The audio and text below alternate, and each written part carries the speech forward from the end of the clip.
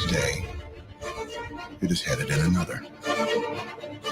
You ever think the universe is against you? Fear, belief, love, phenomena that determine the course of our lives.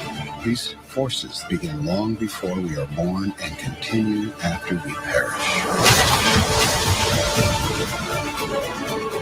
Our lives are not our own. We are bound to others, past and present. And by each wrong and every kindness, we birth our future.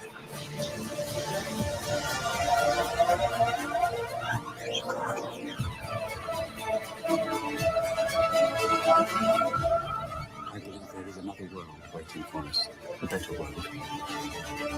And I'll be waiting for you there. You're listening to the Outlaw Network. Outlaw Radio Network. All right, everybody, it is the Outlaw Radio Network. It is the 23rd of October, less than 2 weeks away from election night. K-Dog, Black Tom, Lori, the CEO off camera, DJ D running the boards tonight. Hello, Dennis. Howdy. Back from his magical jaunt to the fine state of Alaska. I spent a year in Alaska one weekend. Really? Yeah. A year, 1 weekend? A year, 1 weekend, yeah. I lived up there for about 3 years. Yeah. No, Alaska's gorgeous. I mean, the fact that you guys still use AOL dial-up up there is a whole different conversation. Oh, really? Gorgeous. What's dial-up? What's dial-up? I was a little off the grid. Were you? Yeah. So what part of Alaska did you go to? Just outside Palmer. Okay. That's where I went when I went up to visit. Yeah. I want to go moose Palmer and Wasilla. Wasilla is where I lived for 3 years. And what's the Palmer? What is that? Like the river area up there? The little there's the Matsu overlook? River. The overlook? The Hatcher's Pass. I don't know. Some kind of overlook. I got a great picture of it when I was up there, but I don't know. I did see Sarah Palin's backyard, and I was not in Russia, though, just so we're clear. Yeah. I used to DJ on that lake. Lake Lucille? Yeah. Lake Lucille. I was amazed when I went to Alaska that they've got big-ass dragonflies up there. Yeah. Big-ass mosquitoes up there. Well, Yes. I was surprised at the big-ass. I thought dragonflies were like a warm weather thing. And I guess they're not. They're just an everywhere thing. Well, do you know what a dragonfly's favorite food is? What's that? Mosquitoes. Oh, okay. So big Go where mosquitoes the food is. are going to make big dragonflies. You know what the aggravated chicken said? Just kidding. You can't say that on AM right now. Say that on AM. Wait till we go on Facebook only. I'll tell you my new favorite joke. Anyway, so thanks for checking out the show. Paul may or may not join us later. He's on a job site doing the job that pays the bills for him and his fam, and working hard, even though it's dark outside. Or he's sitting in a nice warm bath right now. One of the two. I don't know what he's doing, but he says he's on the job site. Hannie Baxter, the head of the Kitsap County Democrat Party, should be joining us here shortly. She's on her way in, so we'll talk to her about all things Democrat Party in the county. We're less than 2 weeks away. I'm scared from the election. I'm scared. Scared of what? I guess the unknown. I don't anticipate this is going to be peaceful and quiet. We're too divided. I am genuinely nervous for how America's going to behave. Share your comments in chat if you what you expect to see in the 48 hours after the election. See, what do you listeners, put this in the chat, or you can call in 360-874-1400. I don't care. What do you expect to see in the 48 hours after the election? So you mean like after November 5th? Yeah. Not leading up to January, because I think depending upon the 48 hours after the election. Yeah. Well, depending upon who wins is going to determine that timeline. Who do you think wins? Not who do you want to win, Tom? Well, I want Chase Oliver to win. Okay, well, but we know that's not going to happen. I want to wake up tomorrow morning next to Tiffany Amber Thiessen. Anyway, who do you think will win? By the way, my celebrity crush list is variable and changes by day. Sandra Bullock, Tiffany Amber Thiessen, Yvonne Strafosky, Mandy Moore. I don't know the who li- Stravosky is. Haley, what's her last name? Haley Williams from Paramore. She's now on the list now. So she I know can that sing. the only name I really recognize on there besides Mandy Moore is Sandra Bullock. You don't know who Yvonne Strafosky is? Nope. Oh, I'll show you a photo in a second. Go ahead, Tom. Who do you think's going to win? Man, I don't know. I was reading an article this afternoon before we came in that voter turnout in other states is surprisingly low with our young voters. I was reading. Yeah, I was going to get into those numbers really quick. So that's Yvonne Strafosky, by the way. Otherwise known as Sarah Walker from Chuck. If you watch Chuck, didn't see Chuck. The greatest show that nobody else watched besides me and my friend crew. I do not recognize her at all. Oh, she's just. I mean, look at her, Tom. Look at her. She's just. She looks a bit like Paige Spurlock, the golfer. Does she? Oh, I don't even know who that looks is. A bit like her. If you watch golf, you need to get out of the house a little bit more. Wow. Who wins? Wow. Who wins? I'm going to ask Hannie this question too when she gets here. Hannie, if you're listening, be ready to answer this question. Who do you think wins the presidential election? Because I think we all know who's going to win the gubernatorial election. But that one I'm worried about. I hope not. Yeah, but we know that one I'm worried about. But so the stuff I've been reading the past, I don't know, few hours today, the younger voters are not getting out, and Harris needs that. So I think the older voters are going to tend to be more conservative, which means I think Trump takes it. Okay. You think Trump wins? Lori, what about you? I mean, who do you think? Not who do you want? Because I know that you want LL Cool J and Ice-T to win. Oh, yes. Yeah. Oh, hell, if Chase Oliver wasn't running, I'd vote for that ticket. Yes. LL Cool J and Ice-T. I'm rooting for The Rock, to be honest with you. That would be amazing. I don't know how his politics are. Where's your tablet, Lori? How are you supposed to man the chat if you don't have your tablet? I have my tablet right here. Oh, is your tablet right I'm there? waiting on the StreamYard link. That's fine. Oh, I didn't send it to you? No, you did not. You really need to do a better job of telling me these things. Bad, Kevin, bad. I don't want to be your nag. Anyway. Oh. Thank you, Dennis. Did I hurt your feelings? Slap a bitch sticker on it. There you go. All right. I do like John Walker's comment. Do we eat steak or top ramen? Yeah. I mean, that's a really good one. Just sent you the link, by the way. Who do I think? Yeah, who do you think? Dennis, be ready. I'm asking you next. You Who do know, you think? I'm really split because the young voters aren't going out. The boomers are very dedicated to voting and predominantly support Harris and Walz. So What? Gen X, yeah. If you watch, What? yeah. Really? That is But early voting, statistics I haven't caught. yeah, yet. early voting in the swing states is showing that Trump is got a small lead. But again, everybody has to go out and vote who you want. Yeah. But Gen X is too small So to let really me impact. show you- Millennials are Yeah. Harris and Walz. Yeah. Let me share some numbers. This is off of a Go for CNN it. article. Because you guys both brought up how the numbers are down. Yeah. So I'm CNN surprised by that too. CNN posted 4 charts that show how the early voting is going. Now, again, this is CNN, and I don't believe they do anything without an agenda. So let's just work under the presumption these numbers are real, because otherwise, what are we going to talk about for 2 hours? In Arizona, early voting in 2020 for Democrats was 43%. It's dropped to 36% among Democrats in Arizona. Meanwhile, Republicans have gone from 33 to 43.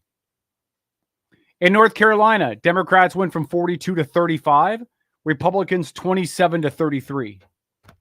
In Nevada, Democrats 47 to 40, Republicans 31 to 34.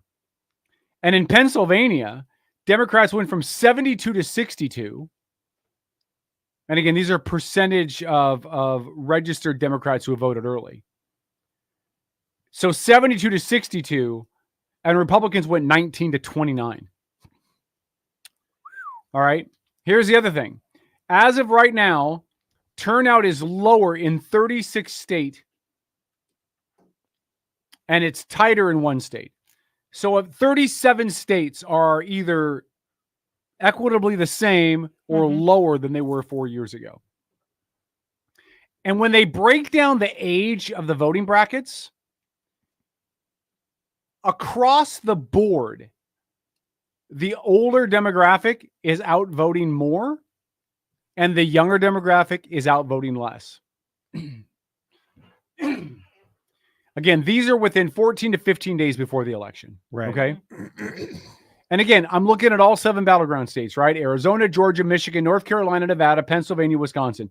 In all of those, the older demographics are out more, and the younger demographic votes have gone down. So, who does this help?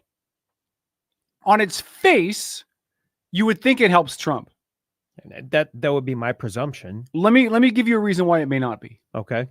What if these numbers motivate Dems to get to the polls because they see that they're failing early, and lulls Republicans into a little bit of a false sense of security? And it doesn't take much, right? It takes 3%. We're too tight. So the Republicans are like, oh, well, we've already jumped out to a big ass lead. Our boy's going to win no matter what.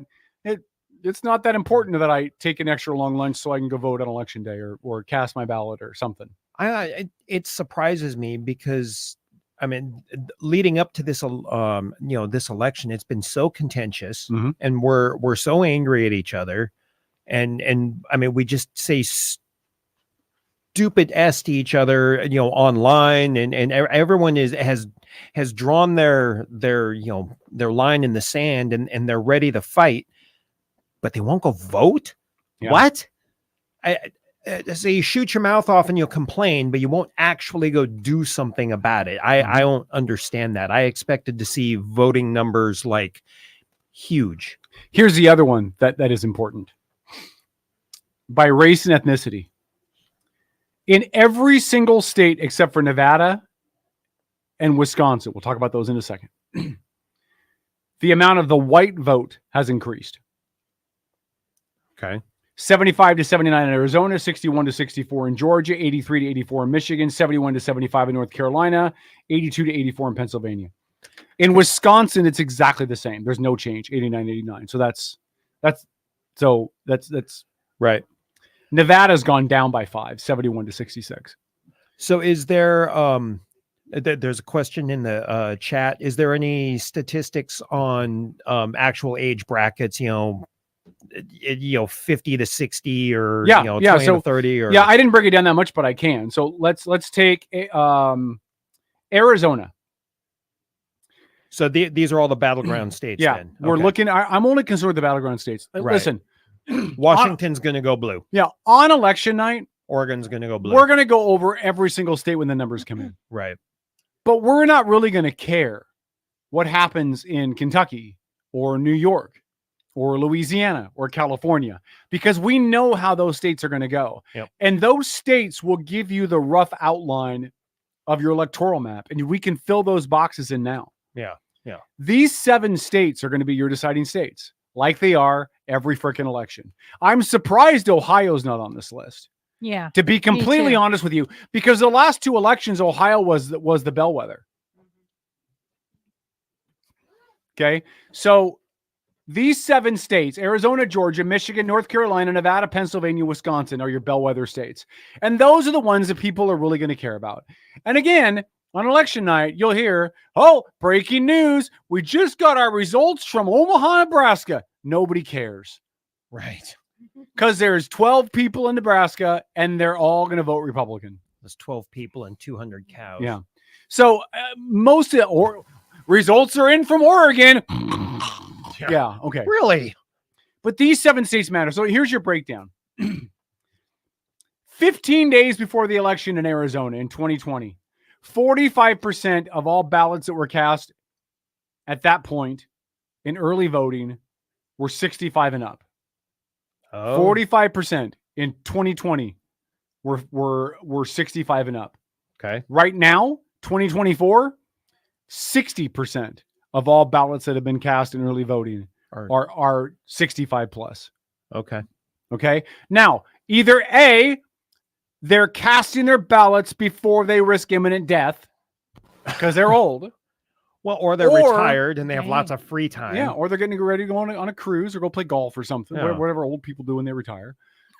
Hey, you were Lori, just what talk- do old people do when they retire? Sorry. Hey, Whoa. hey, You were or- just talking crap hey. about golf. Or, Hey of course, I now. was just talking crap about golf. You know what golf is? Golf is a hobby for old people and rich people. Well, I want to be rich. I don't necessarily. I'm not necessarily in a rush to get old, but I wouldn't mind being rich. I'm so- not knocking rich people. Like, more power to them. You've earned your money for the most part. Most rich people are not self-made, contrary to what the Democrats will tell you. I was gonna say most rich people have just had a good family to be born into. Okay. In Georgia, it's gone from 35 to 39. In Michigan, 48 to 60. North Carolina, 36 to 43. Nevada, 42 to 48. Pennsylvania, 44 to 55. Wisconsin, 39 to 49. The 65 plus vote is turning out in force. All the other groups are relatively similar to where they were 4 years ago. But the 65 plus vote is out in force. Okay. Now, that's not a finite group of voters, right? No, I mean, if they're voting now, that means they're not voting later because they've already voted. Yeah. So vote early and vote often. How many of them are people that didn't vote 4 years ago? How many of them are people who voted Democrat 4 years ago or who are crossing the aisle? We don't know the answer to that. Right. But I just wonder, like, I really believe the reason Hillary lost in 2016 was not because of Trump. No, it was it's because more people voted for Trump. It had nothing to do with Trump. Well, no, but I think it was because Democrats thought they had that in the bag. All the polls were out. The poll showed her leading by 9 percentage points. They said it wasn't going to be close. People were ridiculing Trump. He was a mockery in the press, all over the late night news shows, all over the world. People were making fun of Trump. And then election day come and Trump surprised everybody and won. The thing is, all of that polling data and stuff is about the popular vote. Mm-hmm. Who cares? That's why these polls matter. Because these polls get into the battleground states that will trump everything else. You see what I did there? Wah, wah, Wah, wah. wah. These polls, the polling data, from 2020 to now is interesting to compare, but I don't know that it's all that necessarily a terribly accurate crystal ball or anything. No, I don't think it is either. We saw in 2016 what I call the Trump bump. Sure. Right? Yeah, we've talked about before. Which is he performed way better than the polls expected him to perform. Right. In 16, and he didn't do that in 20. Right. So why is that? I don't know. I don't know. I don't know. My take on this election cycle, though, is the fact that we've had so many things happen this cycle that have never happened before.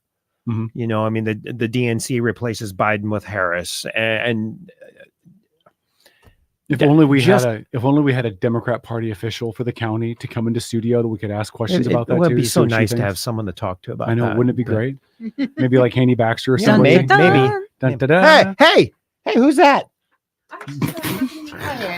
Hannie Baxter's right in the studio. Listen, sit with us. I tend to agree with your guys' idea that this benefits Trump in the short term. However, I will caution Republicans to be careful about what happened to Democrats in 2016. Because I believe in 2016, the only reason Trump won was because Democrats got complacent because they thought they had it in the bag. In those swing states, they thought they had it in the bag. So there wasn't as much of a push to mobilize. There wasn't as much of a need to get people out to vote. There wasn't the young vote was not energized to come out and do much in those swing states. And I think that was your defining factor in 16. Whoa. Oh, hi, Kevin. Hi, Hannie. How are you? I'm here trying to kill myself. You want me to hold you here? I'll hold your chair for you. These chairs are. This is a I hate a this test. chair. Can I have like Do you a? want this You one? want It that doesn't one? have wheels. Can I have anything but? Yeah, you can take that other chair. You can take. You this can- one you if can- Tom will want. give It you his doesn't chair. Adjust and stuff. Yeah, Tom will give you his chair. But it Because stays I can't still. really go up high. 'cause All right. it's so crooked. So anyway, Go I get that camp chair out. we'll let them. Will you turn off the other mics just for a sec, just to reduce bleed over? Thanks, Dennis. We'll get Hannie situated. The other thing that I want everyone to watch between now and election day is the October surprise. Now, one came out yesterday. I don't know if you guys have heard about this yet, but one came out yesterday. There was a female soldier that was killed in the Fort Hood shooting. And there was audio release. She had come to the White House. She met with Trump. They talked. Trump told her at that meeting told her family, at that meeting that if there was any costs incurred from the funeral that wasn't covered, that he would cover it, all of that. What was released yesterday was that when the bill came to the White House, Trump's response was that it was like $60,000 for the funeral. Trump's response was, it doesn't cost $60,000 to bury an expletive Mexican. That's what they said that he said. Now, the family of the soldier said that he never said it, which to a point is irrelevant because they weren't in the meeting. Mark Meadows has said it wasn't said. Other people in the building said it wasn't said. And the family is still adamant Trump supporters. So take all that what you will. But this is the time of the election cycle where things will get thrown up against a wall to see what sticks. Accusations will be made to see what sticks. And if you've listened to Kamala the last week or so, she's gotten a lot more pointed with her insults against Trump. Now he's an extremist. What did she call him? She called him a fascist in interviews today. So the wording's getting a lot more narrow, and I think that's partly because the Harris campaign sees that they might have a fight on their hands. That Trump may have closed the gap that she opened up when she got the nomination. So they seem to be kind of ratcheting it up a little bit. Trump ratcheted it up the entire time. That boy don't know when to stop. But it feels like the Harris campaign is matching suit. All right, we're going to go to break. When we come back out of break, Hannie Baxter is going to join us. Kitsap County or 26th District? I always get confused. Kitsap, okay. Kitsap Democrat Party chair. I live in the 26th, but I am Okay. County Democrat. I'm learning. I'm new to this, Hannie. Yeah, no. Outlaw Radio, back after this.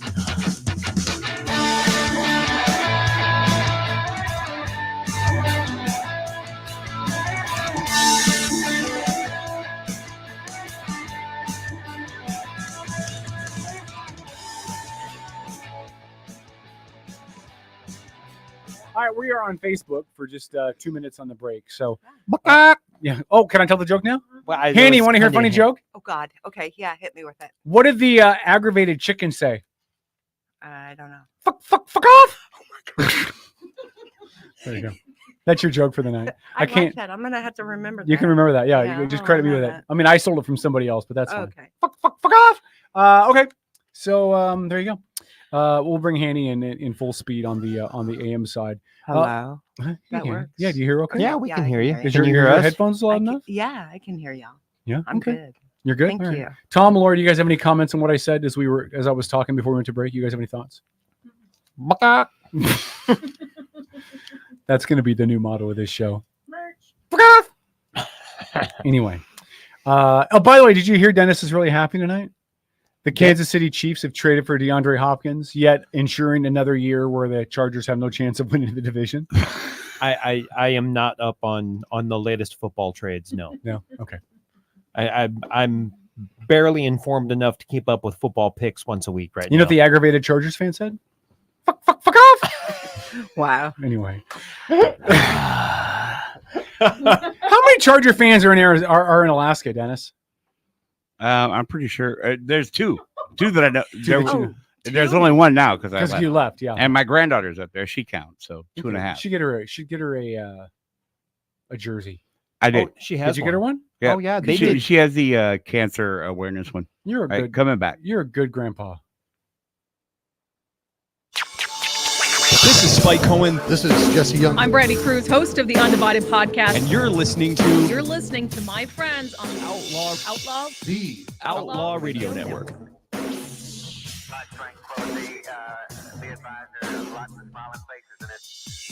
We need Hannie Baxter's name. This is Hannie Baxter, and you're listening to the Outlaw Radio Network. That's what we need. Hannie Baxter joins us. So we need to just record that at the end of that. We need to add that in there. Hannie is the Kitsap County Democrat Party chair and all-around good person. What's up, Hannie? How are you? Hey, speaking of Jesse, I got that the other night. You got to talk right in the microphone. That'll be good. I got this fun photo the other night. Oh, there you go. Isn't that great?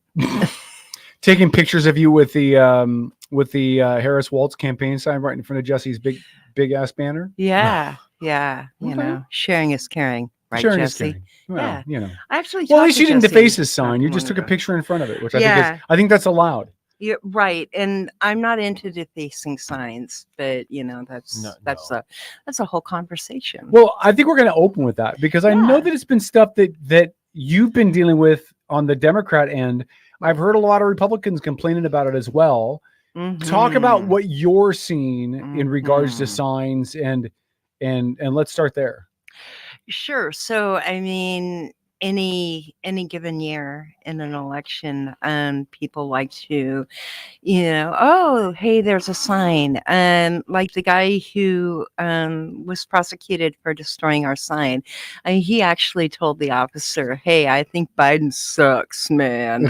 And I was like, dude's got moxie. I will give him that. But he didn't really need to destroy our signs all that bad. And there's always the argument of, well, it's just political signs, Hannie. Why are you getting so bent out of shape? And it's like, well, for the amount of time, effort, money that goes into those signs that are paid for by not only the party, but supporters of candidates and measures and all of that. And, the main thing, whether you're talking about Republicans or Democrats, is that we really want you to get out and get involved. And your vote is your voice. And we really want you voting. And that's why we have signs out there. It's not because, oh, you know what? I feel like pissing off Karen at Port Orchard today, and I'm gonna go put a Bob Ferguson sign right out there, right out her window. No, I'm not there to do that. I am merely there to say, hey, listen, election day is coming up, and we'd all really love for you to get out and vote your entire ballot, return your ballot, have your voice heard. So this past Sunday after our show, I was having some car trouble on Sunday, so I ended up walking home after the show. Right? Yeah. Well, I could have given you a ride. I didn't know I needed a ride. I was 15 or 20 minutes of wrenching on the car before I realized it. Anyways, that's not the point, right? Right. So it's a short walk. It's like 3 miles. Sure. So I'm just strolling home, and one thing I noticed was, campaign signs. There is no rhyme or reason to whose signs are vandalized. It's just little thugs and hooligans. They're vandalizing everything. I saw equal opportunity destruction on both sides of the aisle. Yes. So, and I'm really good about reporting equal opportunity destruction too. Every year I do file police reports because that is an RCW violation. Yeah. And I realize that people are like, oh, you're a Democrat chair. You don't care about the Republicans. Well, I care about them enough to say, an example was one day somebody took a few Jesse Young signs and decided to repurpose them to advertise their garage sale. So when you're advertising your garage sale, that's bright. And you're using Jesse's signs to show me how to get there, there probably wasn't a lot of thought in that, but that's okay. I'm coming to visit you. Yeah. And sure enough, I showed up, and this poor person was just like, oh my gosh, gee whiz, it must have been my husband, which I really appreciated. That was great. I like to blame my non-existent husband for all sorts of things, but regardless, throw Hubs under the bus. Must That have been marriage my is husband. destined for success. Exactly. So I said, hey, listen, I happen to see this and I have some extra stakes and stuff, and I'll be happy to bring those back so you can make your own signs. But you really don't need to be using Jesse's signs to make that happen. And hey, thanks, and here's the RCW. And I came back, and I even I missed her garage sale, sadly, because I love me a good garage sale. But yeah, I mean, there's been instances of that.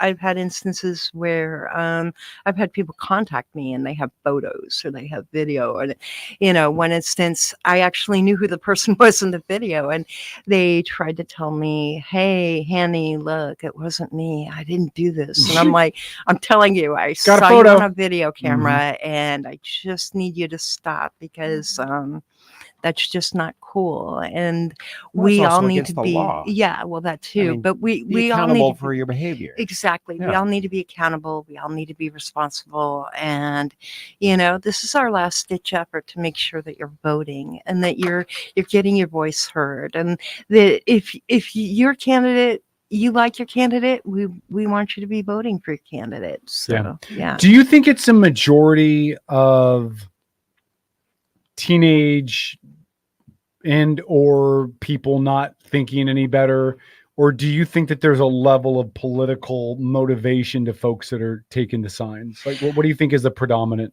reason? There's a few things going on, actually, and one of the first things I'd like to mention is weather.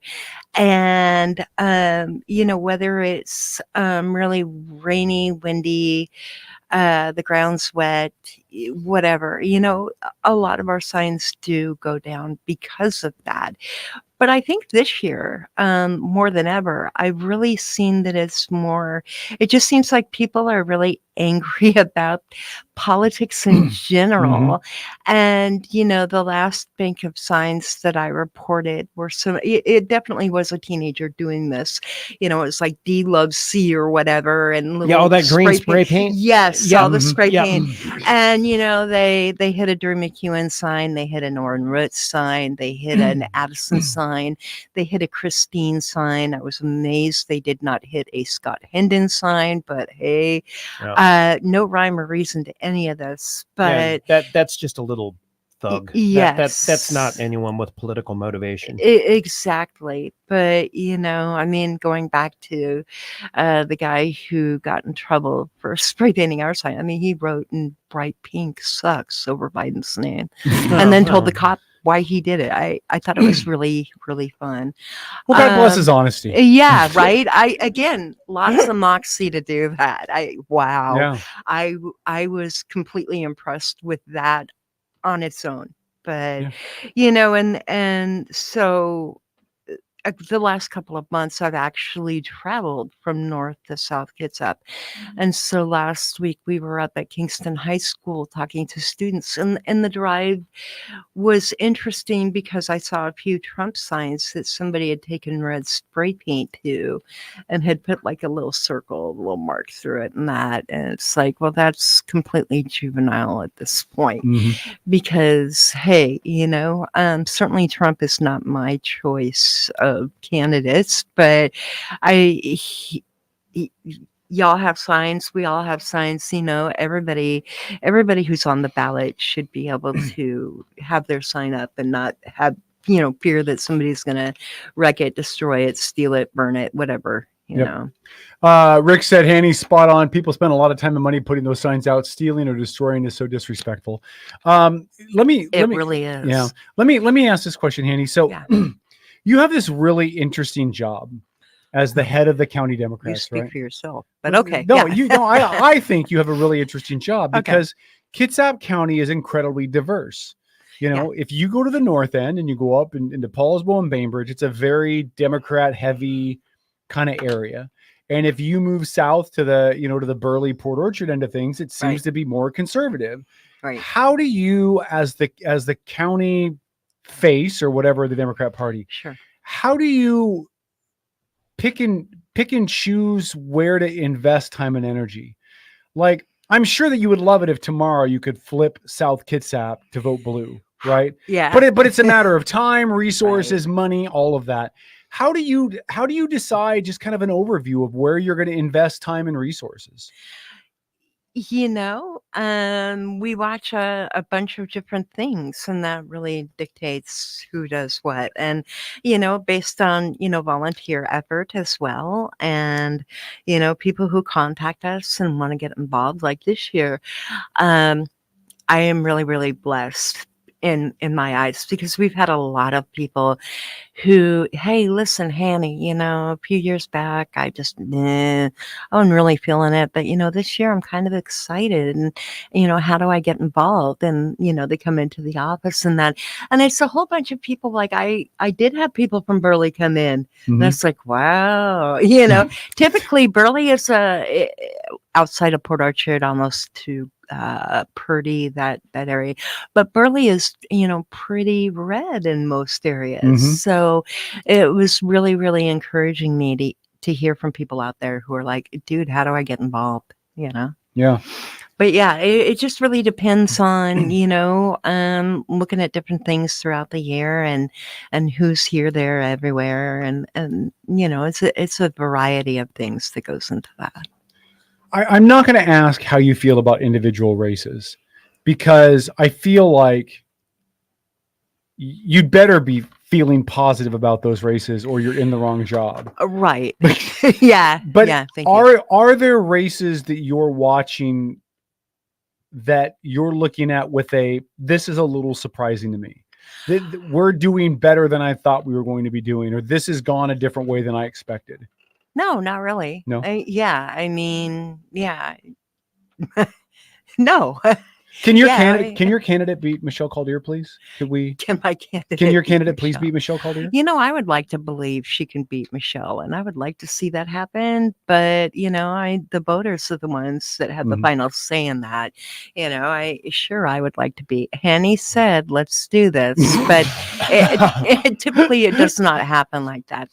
The people who really have the voice here in the end are the voters who get out and vote. And again, I'm going to go right back to science for a minute. And that's how we, as, political parties, as candidates, people who back initiatives, that's how our last push, our last effort to get you out there and be voting and making a difference. And you're like, oh yeah, hey, maybe my vote doesn't count. So many races have been decided on 40, 50 votes. Yeah, we saw that a couple of years ago. Yes, exactly. Even in the primary this year, Dave Updegrove, I believe, was ahead in the end by 49 votes. Yeah.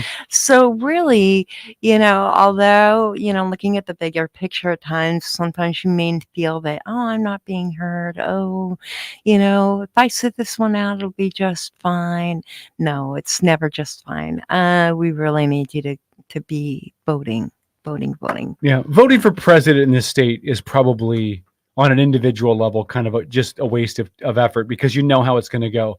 But those down ballot ones are really important. Yes. Those down ballot ones, especially when you get to county commissioner level and some of the port district seats and all of those. In a port district, you might have 600 people total voting. So Right. it's not, you're not talking about a huge swath of people involved in it, and just a couple people sitting out can make a world of difference. On the two big races that aren't really your district, but obviously you're invested in as a Democrat lead for the county. You trying to break stuff Yeah, over there, Tom is Tom? breaking things again. I'm good at that. See, he gets mad because he realizes his libertarian candidates have no shot. Here we go again. And so I'm he so goes into sorry, like Hulk Tom. smash, and he just his rage Yeah. comes out. Thank you. That's my favorite Marvel character. Hulk? Right. Hulk. Is it? Yeah. Mine's Deadpool. Thank you for being one of 5 libertarians in Kitsap County. 5. There's more than 5 of us. Hannie, What? 5 in the state. What are you talking about? Oh. Yeah, come on. I've been to the state Had to. convention. There's more of us than that. Did Naked Guy show up this year? He was at Reno. He was a Nevada guy. Okay. Yeah. Yeah. And I don't claim him. No, I wouldn't claim him either. I'm more of like a Mises guy. Yes. Yeah. The Okay. common sense side of the Libertarian Party. Okay. Yeah. Oh, that exists? Yeah. Absolutely, it okay. exists. Great. Great. Well, let me know when you with- find some. Yeah, I'm not with the crazy anarchists. Sure, you're not. I mean, they have some good ideas. I mean, we can pick and choose. Yeah. I mean, it's never mind. I was going to draw the Hitler analogy there, but I'm not going to do that to you, Tom. I like you too much. I like you too much. Yeah. Listen, on the gubernatorial race for the state. Sure. Is it a foregone conclusion that Ferguson's the next governor? Because as much as I hear Republicans talking about that Reichert has a shot, the poll numbers don't support it. The turnout in the primary didn't support it. Yeah. It just feels like he's running uphill in a race he can't win. And it could be, but I think that's going to be a fun race to watch. I am excited to see how that turns out in the end. And president, who do you think? Now I know who you want to win. Right. Who do you do you have a thought? I'm just going to go with Kamala. Okay. Kamala is my answer. Okay. Kamala. Tim. I think you're Kamala. right. I think you're right. Regardless of who I want to win, I think that's who's going to win. Tim and Kamala. Kamala and Tim. Yeah. Okay. All right. Anything else on the Democrat Party plate, like other stuff that you're involved in, or things you want the millions of people that listen to the show to know about? How many we got now? Millions. 13 million. All 13 of us. Okay, 13 million, Hannie. Don't peek behind the curtain. What are you doing? Yeah. Okay. Well, we are. I'm really excited. Saturday, October 26th, from 5 to 10 p.m. on Callow. You'll Halloween. So a lot of the businesses along Callow, and the Democrats' office included, are going to be part of Halloween, and there's going to be trick-or-treating, and I have my child in charge of getting the good candy. And I hear there's going to be a great DJ at that event. I've heard. Yes, I've heard. I'm really excited for that. So, it's going to be a lot of fun. And in between all the other wonderful things I'm doing, I'm attempting to decorate the front windows for Halloween. So I have a bunch All of of them? leaves. Well, no, we have two big windows For the Democrat Party headquarters down right, there? Yeah. Right. On a side note, not really your bag. I don't think. Maybe it is. Maybe you're involved somehow. What they're doing on Callow and that neck of Bremerton is really cool. Yes. I am so excited. Like at the other end of Callow, where we had our office previously, and I would love to have an office there again someday. There are a couple of really fun businesses I want to talk about. One being Spread Supplies, which is run by Rima. And there's like art supplies in this store, like new and used, and you go in, and I had an opportunity to sit with her for maybe 15-20 minutes, and just there are so many fun things. Like if you're an artist type and you just really, hey, I wanted to try this or I wanted to try that, this is really the place to go. There's art supplies for all sorts of different things. And then right next door is the People's Exchange, which is a lot of different things, but something that they do is they partner with Food Not Bombs on Thursdays, I want to say, and there's they have free food down there, like produce and vegetables and those kinds of things. And it's really an interesting space, and I love both of them. And then, around the corner where the Democrat office used to be is now Cafe Corvo. And I love hanging out there and getting a cup of coffee. Where's the Democrat office at now? So it's not in between 6th and Burwell like it used to be? No, we are down further. We are on the other side of the old pawn shop in the blue building. It used to be Northwest Computers and TV. Oh, yeah. You guys are in there now? Yeah, it's big and blue now, and Emily Randall on the front. Yeah. Okay. So we're down at that end. I like to say that we're 2 doors down from the Charleston. So, yeah. Nice. Yeah. I lived on Callow forever. Right. Yeah, forever. the other end, right? Yeah, the other end up on the hill. Yeah, the other end up on the hill. And then I moved, and then people cleaned up Callow. So I don't know if me leaving was the impetus for that. Well, we got rid of Kevin. Let's get rid of all the adult bookstores, and Kevin's gone now. So so interestingly, Elmo's was in that mix, and apparently they were Elmo's for 51 years. Yeah, because that's what the sign says on the door. It says "Thank you for 51 years."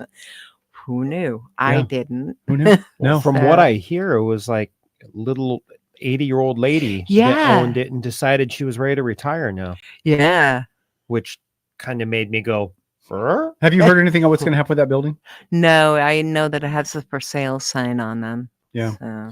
Yeah, it's interesting. I mean, that end of Bremerton used to be hopping. Like if you go back into the 50s and Right. when it was actually branded as Charleston and you know, if you go find some of the old photos and stuff, there's some Facebook groups with old photos of Bremerton and stuff, and you can see that end of Bremerton was just hopping with the shipyard down the street, and it was just packed. And then then it went downhill, and now it seems to be coming back. Yeah, there's a few I will always advertise for McGavin's Bakery because That pink champagne cake is amazing. Oh Yes, yes. it is.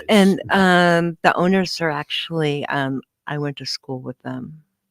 So when they were young, so that their dad. Well, you're only like 18 or 19, right? Yeah, that's right. Yeah, I'm not a day over 20. That's what I thought. What? Yeah. My favorite business in Charleston's not on Calla though. It's like 2 blocks up. It's Amy's Decadent Chocolates. Let's just be honest. It's Amy's and it's chocolate. It's amazing. Right. I do see that people are asking questions, and if I don't get to your question, please do feel free to write me at chair@kitsapdemocrats.org. A little swamped in the email department right now, but I do like being able to really answer questions for people if they have them. So, and I'm going to ask you this question, although I don't know if it's a valid question to ask you, but I'm going to ask you anyway. Terry said, what is the value of a non-DNC presidential vote in Washington State? A non-DNC? Yeah, if you're going to vote for anybody other than a Democrat in the state of Washington, is there a value to that? I don't know. I mean, but isn't there a vote in voting regardless of what? I mean, even if you know your guy's not going to win, right? You're voting. You're voting for Mondale against Reagan, right? You know Mondale's got no shot. Yeah. There's still an important part of casting that vote and doing the process, right? I would agree with that, and yeah, you know, I realize that, you know, some parties other than Democrat, you know, typically don't win, and but you know, even in some Democrat races, I know that a Democrat is going to win, but I'm going to vote Democrat because that's where I hold most of my values. So really, I you know, I know it sounds kind of lame, but I would really say that, you know, that's your personal preference because you're the voter. So is there any truth to my fear that in a race, and I was referencing Hillary and Trump in 2016, but we could reference any race anywhere. Okay. Is there a risk that one party seems to have it in the bag, and so some people just stay home, and they don't get motivated to vote because they're like, well, why should I vote? My candidate, whoever it is, fill in the blank, is going to win anyway. Is that ever a risk for you guys? You know, when I've heard that from people, and you know, anytime anyone comes up to me and says, oh, well, Hannie, I really don't have to work that hard. I'm in a safe district and I don't have to worry. So thanks, but no thanks. And to that person, I've always said, thank you for thinking you're in a safe district. But according to me, no district is safe. And we always need your help. Mm-hmm. So nice of you to believe that, but I don't believe that. Well, a great example was the 26th district Senate seat, right? I mean, Jan Angel held that forever. She was a Republican in that office forever. She retires, goes her way, and a seat that had been held by Republicans forever went to Emily Randall against a well-known Republican state representative trying to move up to Senate, and it still went blue. So there, to go along with what you're saying, there's no such thing as a safe, and unless you're in the 23rd, and then you know. And a lot of the time, the 26th is the exact example of what I use when I'm saying, hey, listen, newsflash, there is no safe district. Mm-hmm. I mean, at one point you could have said, oh, the 26th is safe. But no district is safe. And I always believe that, you know, please be sure to get out and vote. Your vote is important. Well, let's be honest, though, Hannie. What? The 23rd is pretty much a lock. You guys, know, have locked down the 23rd. I mean, I have heard this for years now, and I believe you could run a rock. I know, no offense against Tara or anybody else that's running up north. Like we've had Tara on, and Right. we've had the Republican candidates, so we've talked to all of them, right? Sure. So I'm not knocking anybody, but literally, I think the Democrats could run a rock up there, and they would still beat a Republican candidate like 60 to 35. I don't agree, but No? that's okay. Okay. I will agree to disagree. Any other big events coming up for Democratic candidates between now and election night you want to share? Gosh, I am just busy at the office. Yeah. That's what People I've been can just stop in and say hi if they want. I am usually at the office between 2 and 6 p.m. most every day. And you mean the one on Callow? Yes, Okay. thank you. Sometimes I'm not. I'm sorry. But I'm usually there. And tomorrow I will be late because I'm taking a field trip to go procure more signs. Outstanding. And then are you guys giving out candy during Halloween? Yes, I put my child in charge of getting the good candy. I really, as a kid, I always enjoyed the people who had the good candy. What is the good candy? So the actual, like the chocolate bars and the Like the- M&Ms and not like the little skimpy weenie stuff, but Yeah, it's like, oh, okay, so there is more than one bite of chocolate in this bar. Are you giving Okay, away cool. full candy bars? Well, my daughter would like us to do that, but I have to be realistic. So Cost effective. yeah, cost Cost effective. effective. So, Although it's candy though. well, you know what you could do? Go big or go home. So let me ask you a question. Yeah. If a kid comes to the shop, comes to your storefront, Right. dressed as Donald Trump, is he still going to get candy? I would give him a piece of candy. We had a guy, I kid you not. There was a young man one year at the fair who was over at the Republican booth, right? And he started out as Donald Trump, young Donald Trump. And he came over and he shakes my hand. And I'm like, hey, I'm Hannie, and he told me whatever his name was. So I'm like, love the outfit, really rocking that. And sure enough, he walked over to the Republican booth and turned into Abraham Lincoln. I'm sure somebody on the chat is going to be like, I know who that kid was and he's talking about. But I was like, wow, he little 19, 20-year-old morphed from Donald Trump to Abe Lincoln. And I was like, okay, now I've seen everything at the Kitsap County Fair. Now you've seen it all. But yeah. Hannie, we love you. I wish I would have you more. Yeah. We need to have you on more often. Oh yeah, it's always nice to hang out with y'all. And remember, if you got questions, do write me, chair at kitsapdemocrats.org. If you write me something ridiculous, I don't know that I'm going to write you back, and that's true if you're Democrat, Republican, Libertarian, Green Party, Hey. any of that. If you write me something ridiculous, I'm probably going to laugh and not write you back. We But- libertarians don't do anything ridiculous. They well, really- except for Naked Guy, but They're known.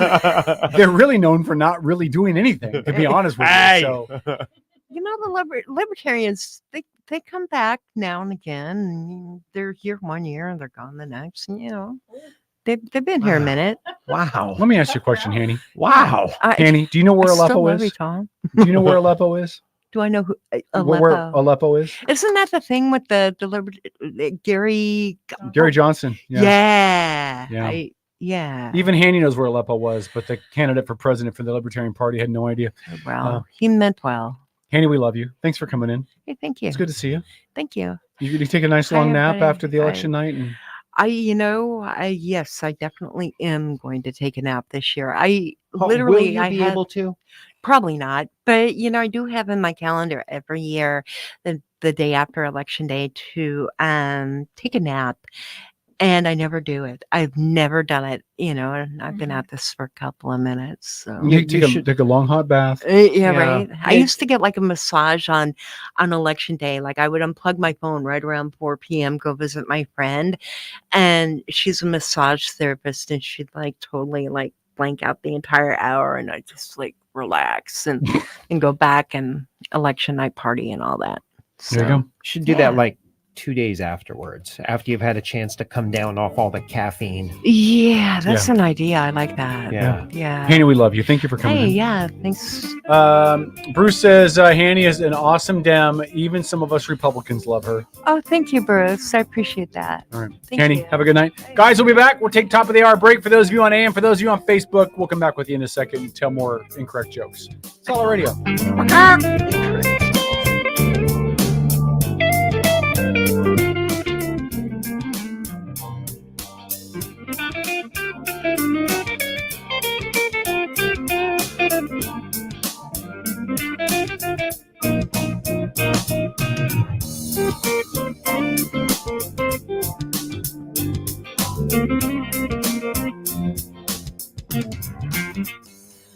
Don't forget the liner. The liner. Do I need to give the liner? That you wanted Hannie to record. Oh, Hannie, would you just say this is Hannie Baxter, chair of the 26 of the Kitsap County Democrat my Party, gosh. and you're listening to the Outlaw Radio Network? Could you do that? Can I just say I'm Hannie and you're listening to the radio? You just do whatever you want. All right. Where the hell am I? You just do it? You're at Outlaw Radio. Yeah. He's recording you, so you're good. Okay.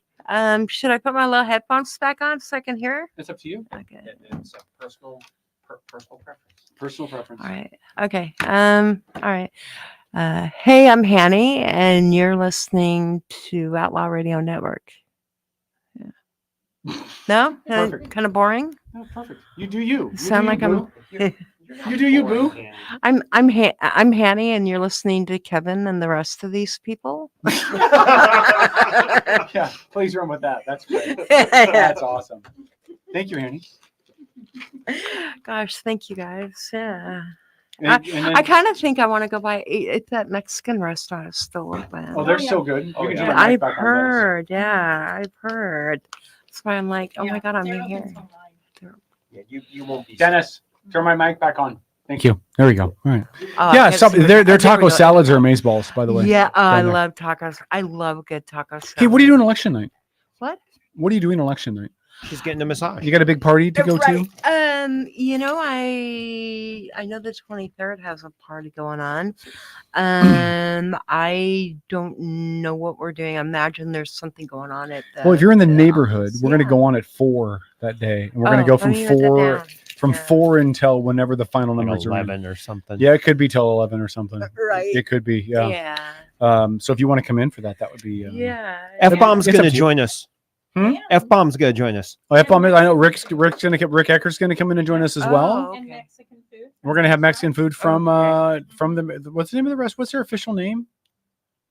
Taqueria El Rey. Yeah, Yeah. Taqueria El Rey. Yeah, That's I- it. 2.0. Yeah, 2.0.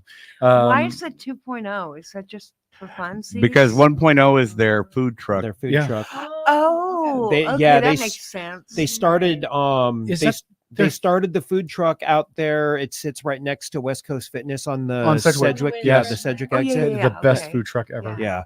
Oh, I Their street love tacos are to die for. their lingua burrito is You so know, good. I have never had lingua anything. My mom's like, What is lingua? it's tongue, beef tongue. beef tongue. All right. Yeah. Punt.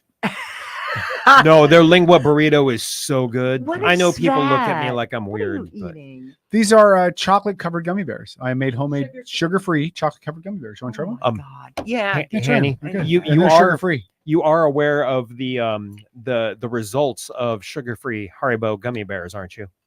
Yes. Okay. I would tell you that story, but nobody needs to hear that. Oh, we're gonna story. share. Oh. I'm actually gonna share it on the show tonight. He's going to share reviews. Tom reminded me, so I'm Yeah. gonna actually Oh. read Yeah. the See, review. Just- mine was with I ate a bag of sugar-free jelly bellies, and I was supposed to go to a gastric bypass support meeting. Uh-huh. And well, I didn't go that evening. No, you 'cause I didn't. had to run home. And Yes, when you I say did. run home, I mean, I had to run home, and nobody got to use the bathroom for a couple of That's hours. right. That was your bathroom. That's right. It Yep. all became my bathroom immediately. Yep. Yes, Mhm. very aware of that Yeah, story. yes. Okay. Well, you've been warned. Yeah, no, Yeah. yeah, I'm aware of that story. And it's any sugar alcohol that ends in OL that does that. Malitol is. I know. Sorbitol. Oh, yeah. Yes. So Yeah. No, I'm aware of my sugar alcohols. yeah, It's all me good in the too. hood. All good in the hood. All right, Hannie, we love you. We're going to come back on AM in just a second. We got some more topics to go around with. And then later we'll share the story of Haribo sugar-free gummy bears. Just because the That's story gonna is be a too funny winner. not to share. Have you seen how many different reviews there are for those now? Yes. It's Oh my become a God. competition. man. Like It's who awesome. can I write need the to best read review. that. Oh, yeah. That's got to Per- be hysterical. All right, we're back. yeah, after on this. Amazon. Outlaw Radio.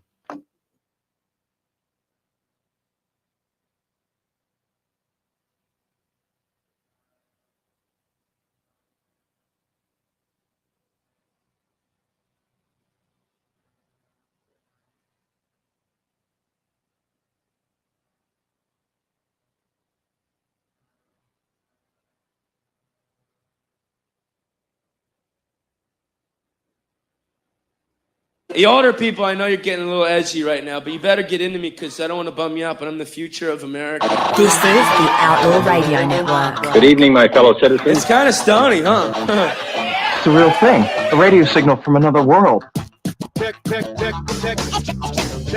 out. The United States government presents The Outlaw Radio Network.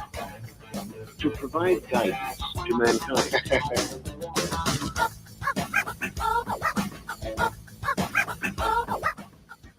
All right, Outlaw Radio, hour number 2 underway. I did just get a message from St. Paul, the voice of chicanery, and he said that since he's not here tonight, we have a contract with the station.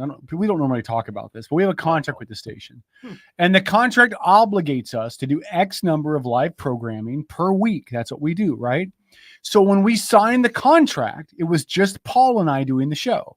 Now we've since brought on Lori and Tom and Trojo when he decides to grace us with his presence, but it was Paul. It was Paul and I, 2 people, 2 hours on Wednesday, 3 hours on Sunday. But Paul's not here, which means in order for us to make the number of hours required by the contract, we have to do a 4-hour show. Because instead of 2 people doing 2 hours, it's 1 person, me, doing 4 hours. It's math. I can't argue it. It's just the way the contract is written, Dennis. folks. I'm sorry. Yeah. Exactly. Thank you, Dennis. Thank you, Dennis. I was saying, Dennis, are we on Facebook or are we on AM? I'm watching Dennis to look at him to tell if he's even listening to what I'm saying because he has no facial expression. And he knows damn well there was no contract. And he's not, his face isn't changing. He's not looking at me like I'm stupid. Now I know why. He busted out. Yeah, there we go. All right. All right. Dennis is pretty good about that. The Dolphins have spoken. The Dolphins have spoken.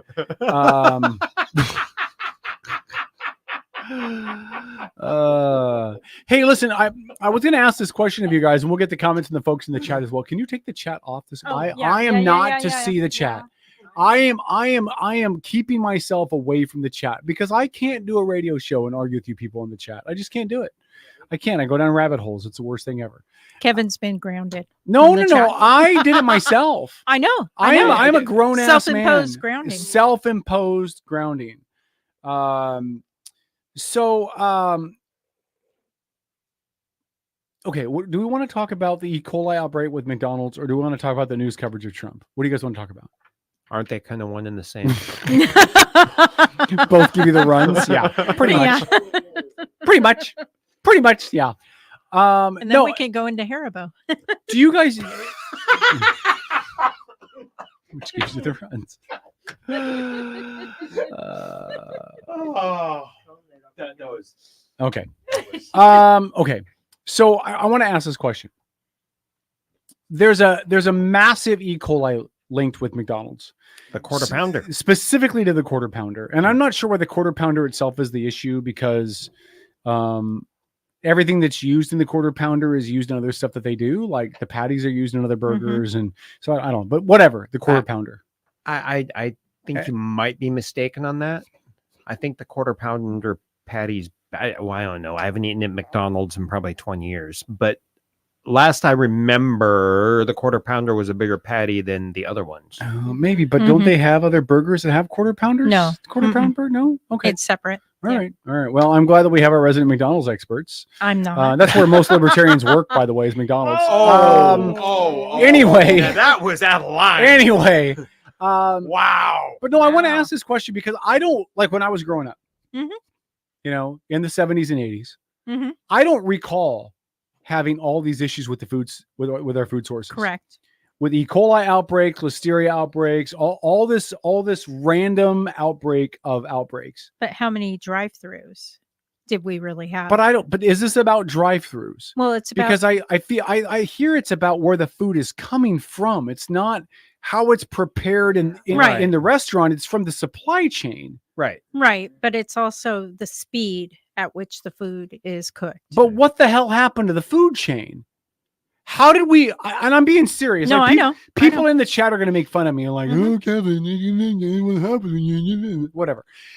How did we go from having a relatively protected food chain to consistent issues with foodborne illness?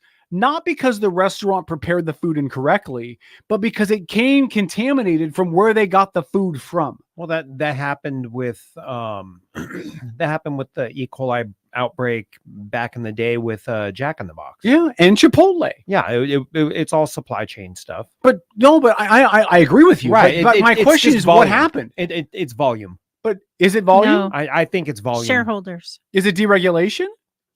Shareholders. Did we regulate food farming prep differently in the 70s and 80s? We actually did less in the 70s and 80s than we do now. I grew up 2 blocks from Ovenel's farm in Stanwood, where they had the manure farm. Did you really? Manure, yeah, I lived didn't- right across the street from Twin City Foods in Stanwood. Oh, I didn't They know had the that. manure pond out back. You could Yep. walk around downtown Stanwood in the summer, and nothing would hit you better than the waft of the manure pond floating in from the direction of Camano Island as the wind blew it in. You were like, smells like Stanwood to me. Right before you got there, though, was Ovenel's Shake Shack or whatever. Yeah. Oh, those And now shakes it's all were gone. good. Yeah. Well, because They were anything was- making up for the anything was manure. good when you had to smell the manure farm. But no, are we? Do we know? Are we doing stuff differently now than we did it before? Honestly, I do think it's just higher volume because we are more regulated now than we were in the 70s and 80s. Well, and I think we it's see how well regulation works. sourcing as well. Deregulate it all. Yeah, God. it's also sourcing because McDonald's, I think up until late 80s, early 90s, was getting their beef in the US. And now they're not. Where are they getting the beef from now? Argentina Brazil, and Argentina. Australia. Just because it's cheaper? Yeah. Swaths of the Amazon forest. Yeah. So right when I to grow traveled, Well, Argentina and Brazil are known for like world producers of beef. Yeah, I know. Yeah. but they're still not. So if you leave the United States, go somewhere like Japan. Right. So when I was in Japan in the early 90s, there were 3 grades of beef you could buy. Mm-hmm. You could buy American beef, you could buy Australian beef, you could buy Japanese beef. Wagyu beef. There was Japanese beef, and then there was Wagyu beef. Oh, Japanese is not Wagyu? Yeah, most of it is. Was Wagyu beef that was fed and housed at the old Fukushima nuclear plant? No. Is that what Wagyu beef is? No, I was there predating all that. And anyway, when you looked at the price points for beef in the grocery store, I mean, Wagyu was the most expensive, period. But then it was American beef was the premium. That was the premium product. Was it? Yeah. Okay. And Australian beef was the budget product. Okay. And Japanese beef kind of fell in the middle. In the middle. Except for Wagyu, which of course is the crown jewel. I just don't understand what happened. Like when again, part of it was, and again, I sound like the old guy. This I get off my lawn. But part of it was back in the day, right? There was less processed foods. There was more. I don't want to say organic. I don't think it was quote unquote organic, but it was certainly closer to organic than what we're eating now. Right. So we now have larger issues of obesity, larger issues of diabetes, larger issues of cancer, larger issues of childhood-borne diseases, because of the craptastic diet that we're feeding, seed oils, and we're bringing in we're now bussing in our meat for cheap McDonald's from Argentina? Sounds like it. Mhm. Like I said, I haven't. And by the way, McDonald's burgers aren't cheap anymore either. No, they're not. The last time I ate any fast food that I can remember, I was an apprentice, an electrician apprentice running from one place to another. You don't and I eat was fast food anymore now? You don't oh eat it at all? God, not at all. Do you eat from Crazy Eric's? Okay, that's hitting below the belt. Yes, on Derby days. Oh, I love Crazy Eric's. Yeah. And it's not fast food. You ever Yeah. gone to Crazy Eric's? Oh yeah, no, it's not fast. I'll tell you that right now. Yeah, no, on Derby It's days, great. I do get a fair burger on Derby days. No, So no, I guess okay. that's, So they're faster at the Derby because they have a full running right. Right, But yeah. if you go to that Crazy Eric's shack up on National Avenue in Bremerton, is it still there? Oh yeah, God, yes, it's still there. Oh, it's amazing. Field trip. You can get a bag of Field trip. You can get 6 burgers for $6. What? Yes. Okay, I would. Yes, and they're the most basic bitch burger everywhere. Are Yeah. they open all the time? Well, yeah, I mean not 24 hours. No, but no, yeah, no, every yeah. day. Yeah. Are you But if you- kidding? but if I you have go there- adult male children at my Yes. house. That would be amazing. If you're gonna go there and get any, would you let me know and I'll have you pick up a bag of they do tortilla wrapped hot dogs as well that are just amazing. Mm. Hold on, give her the microphone because Oh, we're on sorry. the radio. The My 13 million grandson- people that are listening to this yeah, show after my hearing this. grandson and I waited for an hour to get a burger there, like last Sunday, I Yeah. think. Oh, and okay. it was my friends who were there working even, Mhm. and it was a good hour. And by the end of the hour, he was just so fed up with all of it. He's like, "I want to go home, Granny Hannie. I've never waited this long for a burger in my life." And I'm like, "Oh my God, little kid, what?" Yeah. Kidding? This You is trudged Crazy both Eric. ways uphill in the snow. They Barefoot. take forever. Barefoot. They do. They take Yeah, forever. barefoot. But you know what's great about them taking forever? It's fresh when you get it. Yep. It didn't sit under a heat lamp for 3 days. Nope. They're using real beef. Yeah. Mhm. No, I And remember it's cheap. Mhm. back in the day, my buddies and I would go mountain biking out in the wilds of Belfair, and on the way back The there was that. wilds. Yeah, there was. Well, back then it was kind of wild. But on the way back there was that Crazy Eric stand In Belfair. in That one's Belfair. gone. Yeah. Yeah, it's Mhm. gone. So we'd roll in there and get a bag of burgers and go hose the mud off at the car wash. Mhm. Yeah, It's that's fun. what you were doing. Mm-hmm. Yeah. Anyway, it feels as though the food chain is getting worse. Yes, I would agree. So how far off are we from Disaster. yeah? And I don't just mean the food chain. Like, I mean, the water systems in this country have been generally okay. Now, obviously, we have what happened in Flint. I'm not minimizing that, Right, but right, right. We don't see it on a And resounding basis Mississippi. in Mississippi, but we don't see it on a resounding basis. Right, At some point, we're going to have a reckoning right. in this country. Or standards. Well, we're going to have a reckoning. in We this have country. standards. Well, we do. We do. we, Okay. we have standard. Every community has their own standards. Well, I mean, yeah, there's not a federal one, but Right. we have community standards for your water districts and all the rest of that. So that they're already in place. Yeah, but it's only a matter of time. Oh, I agree. I mean, I think about the Bremerton Aquifer, Yeah. and if you know where it is, Mm-hmm. Yeah. it's on the hill. Yep. It's got like a 10-foot or 8-foot chain link fence around it. Yep. Mm-hmm. I hate to break it to you, but any 9-year-old with a pair of bolt cutters could get through that chain link fence, no problem. Yeah. Yep. So our water supply out here isn't protected in a military community with one of the most strategic military bases in the nation. I mean, we have to come. We're going to have to come to. I'm not trying to alarm people, right? But we have to come to a point in this country where we decide to establish what's important. Mm-hmm. Where we're spending our money where it's important. And there's a lot of stuff we're spending our money on that's not. Mm-hmm. Whether it is backfilling Ukraine's munitions, whether it's giving Iron Dome technology to the Israelis, whether it's studying the mating habits of the spotted gecko. By the way, if you'd like to spend money to study mating habits, I'm accepting a check. But all that stuff may or may not be important. But the food and the water stability in this country, what's on? Go to Kevin's OnlyFans page at Outlaw. Mhm. The K-Dog the Outlaw at OnlyFans. I thought you were against the adult industries. Oh, I am. Okay. I'm just saying they're going to pay me to do it, though. They can pay me to study. Yeah, okay. I'll gladly take a check. This is Okay. what abstinence looks like. All right. This is what abstinence looks like. This is what happens to old white guys when they are abstinent. They get angry and they do a radio show and they scream at windmills. But I'm being serious. At some point, we're gonna have to divert the money from the stuff because in fact, maybe we'll bring Hannie back in on this real quick. Okay. Because here's the problem. And I'm gonna pick on Democrats a little bit, which is why I want Hannie to be a part of this so she can respond. So pick on me. Okay, great. Well, not you. No, I know. Go ahead. The Democrat policy is Sure. We're gonna increase taxes when we need to. Taxes are important. We need more taxes because we need to fund X, Y, and Z, social programs, all this other stuff. And again, we can argue whether the programs are valid or not, but that's not the point of this. Every time you say we need more taxes, you make my eyes twitch. I know. It's a libertarian in me. But my question is, is it hurting you inside? Oh, don't get me going, Hannie. I love you, Hannie. I know. Don't get me going, Hannie. But we hear calls for more money in taxes to go to X, Y, or Z program. Make my eyes twitch. But we don't hear calls for how are we going to protect our infrastructure? How are we going to protect our water? What are we going to do for the food chain? How are we going to keep us secure within our own borders on the things that really matter? We don't have any of that. Well, where's the impetus? Where's the emphasis on protecting those things?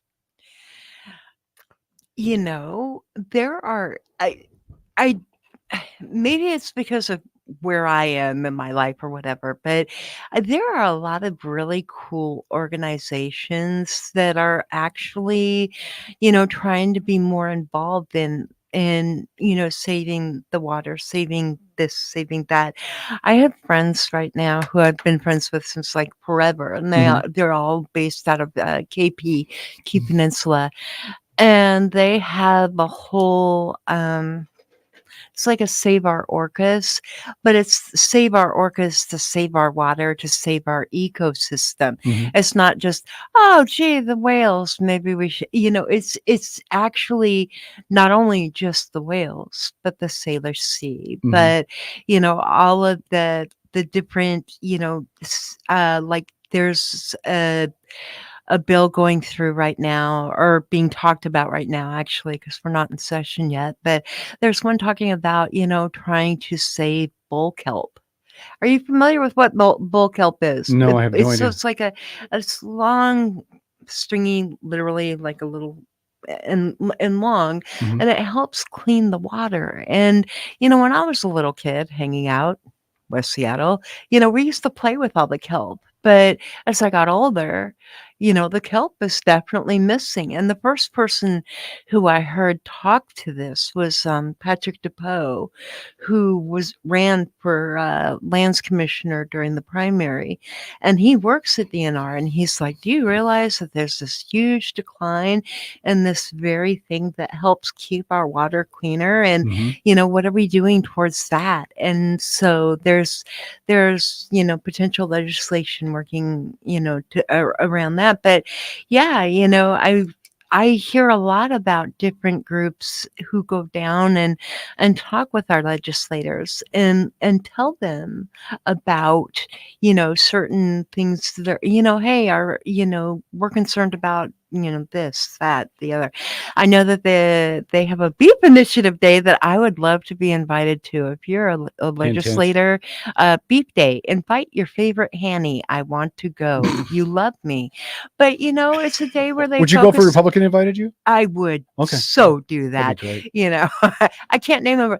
Drew Stokesbury, call me now. No, but seriously though, it's a day where legislators, basically from what I understand of it, they get to learn about beef and the beef industry and in Washington state and talk to ranchers and their concerns and this and that.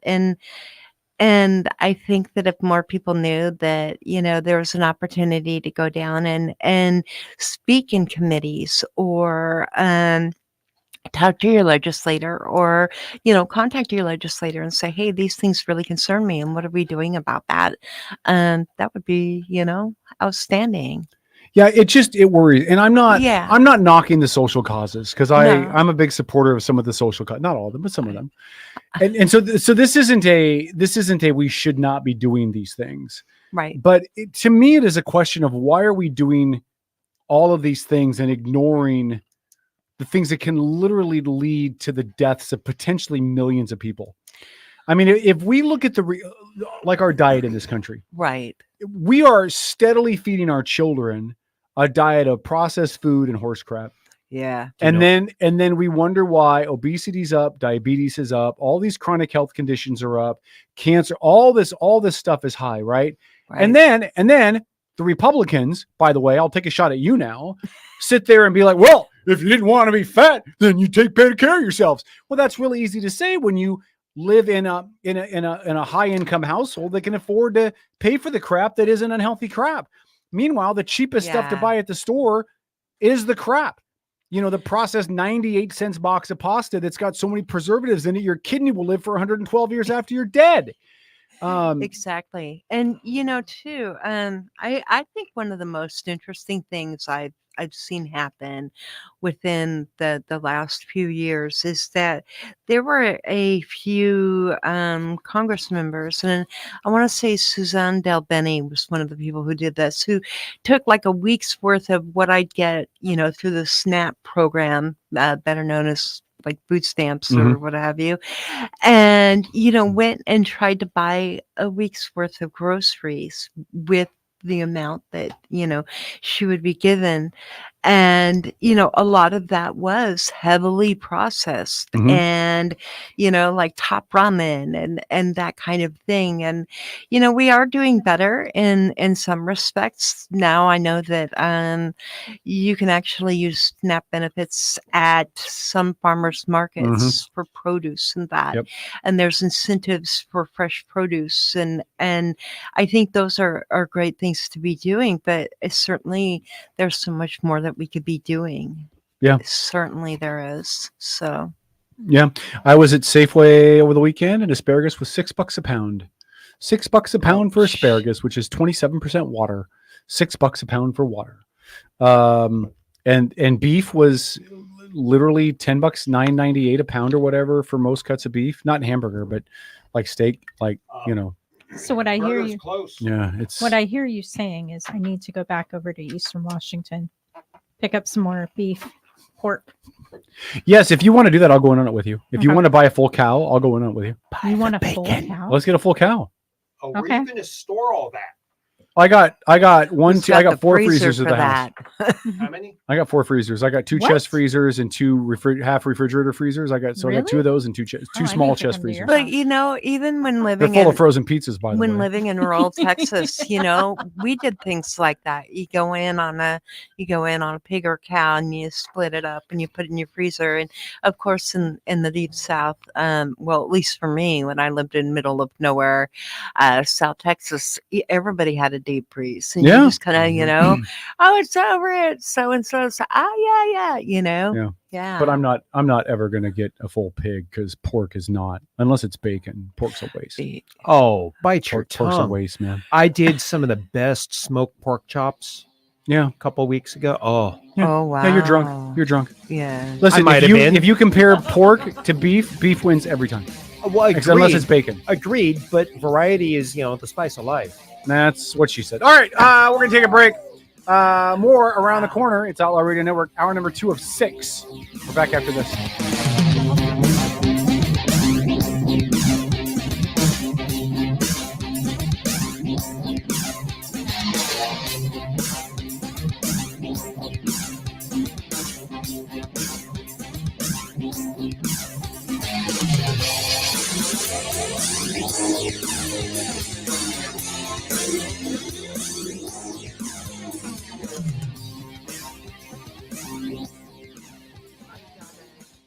All right, Outlaw Radio. We're just on the Facebook side. Hang out at Seattle and get signs.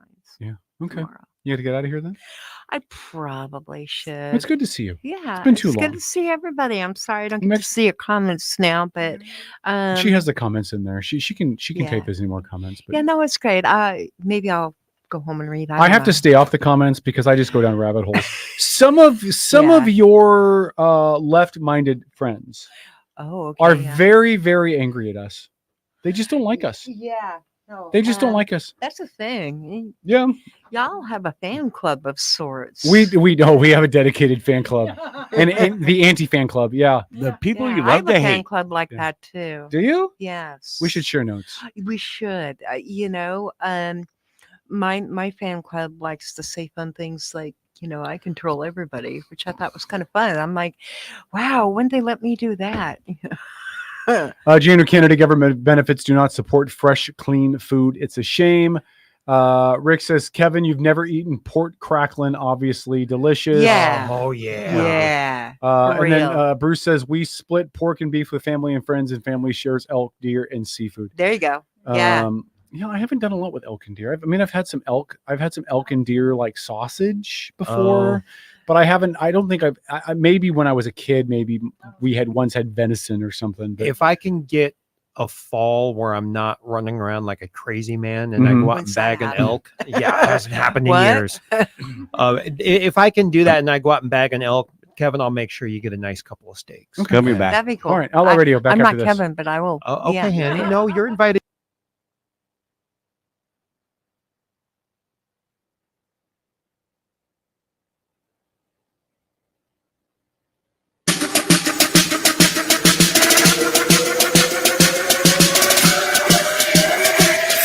This is the Outlaw Radio Network.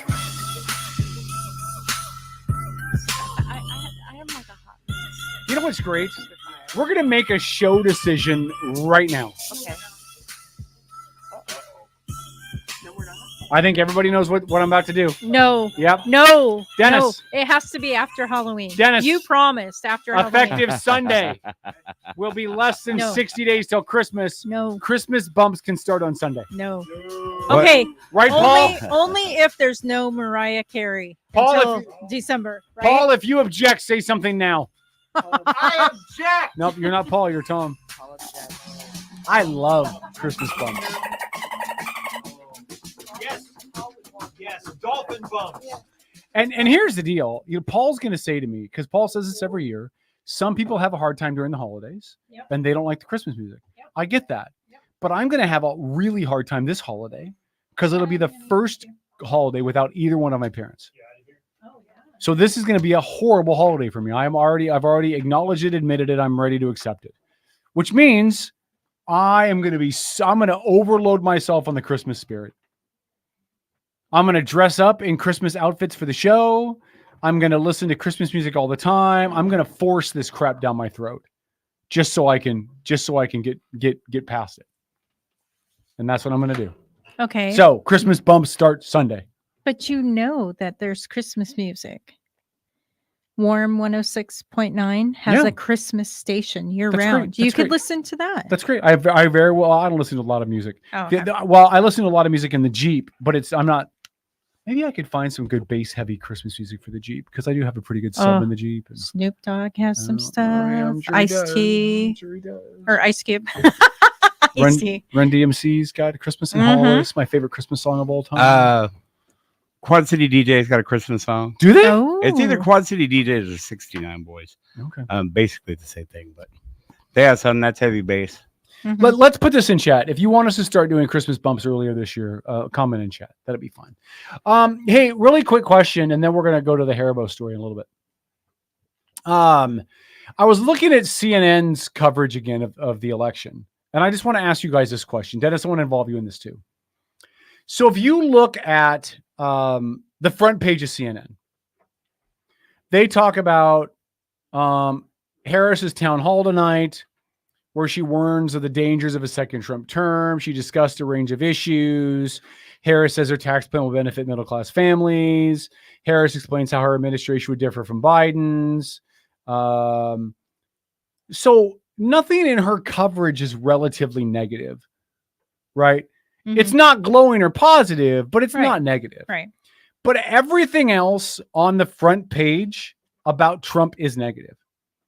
McConnell says the MAGA movement is completely wrong. Reagan wouldn't recognize Trump's GOP. Post shared by Trump's campaign manager blamed Trump for January 6th. LA Times editor resigns after the newspaper blocked him from endorsing Harris. Trump was invited but declined to participate in the town hall. Harris believes Trump is a fascist. Okay, so here's my question. Are these fair critiques of what's really going on? Meaning, is Trump really that bad that these are appropriate reporting of Trump? Because they're not glowing reviews of Harris. They're just blank reporting of Harris, but ongoing, just consistent negative for Trump. So is it valid? I would come out and say that, JFK wouldn't recognize the Democrat Party of today either. I mean, if you go back to some of those I don't know, those figureheads of the DNC or the GOP that are like noteworthy through time, I don't think any of them will recognize the parties of today. And as for the rest of it, I think it's manipulation by mainstream media more than anything else. Because I mean, that's the mouthpiece is the networks, ABC, NBC, CBS, CNN, blah blah blah blah blah. Yeah, I'm Lori. What do you think? I think that Harris is using the deflection campaign to campaign. I mean, for her, it's not about policy. She's not trying to make herself unique from Joe Biden or even from any Democrat at this point. She is just falling in line. She's doing the same old, deflect, blame Trump, do all of that. And she's really coy when it comes to questions about Joe Biden's mental acuity, as well as, her being in the administration the past 3.5 years. And why is the border crisis a crisis? So well, if you listen to the media today, the reporting today that today was last month had the least number of arrests at the border since August, I think it was, of 2020. Okay. Do you know what the number of people arrested in the last month at the border? How many it was? No, I don't. 54,000. Holy And moly. that is a record low since August of 2020. 54 or 56,000 arrested at the border for trying to cross illegally. Okay, that might be a record. 50 plus thousand in 30 days. Yeah. That's more than 1,000 a day. Yeah. If that's your record, How record many we're low. getting oh, through. for God's sakes, you're hosed. Yeah. That's supposed to be a new bar. That's supposed to be a good thing. Well, but I'm saying that's your record. How many are still getting across? You know what I mean? Oh, yeah. Exactly. Oh, I don't know. I part of me feels like, and I think a lot of people in chat will back this up. Well, this is just, we hate Trump. We hate Trump. We hate Trump. The left hates Trump. The left hates Republicans. The left hate conservatives, blah, blah, blah, blah, blah, blah, blah. But at some point, some of these stories about Trump have merit. Oh, agreed. You know what I mean? Like some of these stories about Trump are valid. Yeah. Did Trump campaign manager, the guy that was running his campaign, blame him for January 6th? I mean, that's kind of a story. Every single member of Trump's cabinet not every, but 99% of the people that served on his cabinet and in his administration this first term have bailed on him since and have said he's evil and awful and horrible. Now, Republicans and Trump supporters will play that out. Well, he's just cleaning up the swamp. Or he's a detestable piece of human garbage. Right? Yeah. I mean, at some point, these stories have some merit to them. And it does, again, remind me of the question that I've asked before. Why was Trump the best the Republican Party could put forward in 2024? Why was Biden? No. Hold on. Biden was the incumbent. By default, he goes up for re-election. So, I mean, I hear you. Hold on. I hear you. But by default, the incumbent goes up for re-election. Listen, in Ronald Reagan's second term, he was starting to mentally slip. Yeah, he was. Yeah. Okay. So, I mean, both parties have done this, and the incumbent usually gets the assist, right? Sure. Yeah. Okay. But Trump was not the incumbent. No. So why was Trump the best the Republicans had to offer? And why was J.D. Vance the best the Republicans had to offer for a VP pick? Because I can name 6 people, and I'm not a Republican. I don't go to the rallies. I don't know the handshakes. I'm not circle jerking on other Republicans on the convention floor. Like, that's not my role. And contrary to what people in the chat think, I'm not a card carrying conservative, but I could name 3 better Republicans, Tulsi Gabbard, who's joining the GOP this week. Yeah, I was going to say she wasn't. No, but she wasn't a Democrat anymore either. She left. Yeah. Like, I could name 6 better people that would have been better VP picks than Uncle Jimmy, little Jimmy, to be the VP pick. Yeah. Who the hell's picking these guys?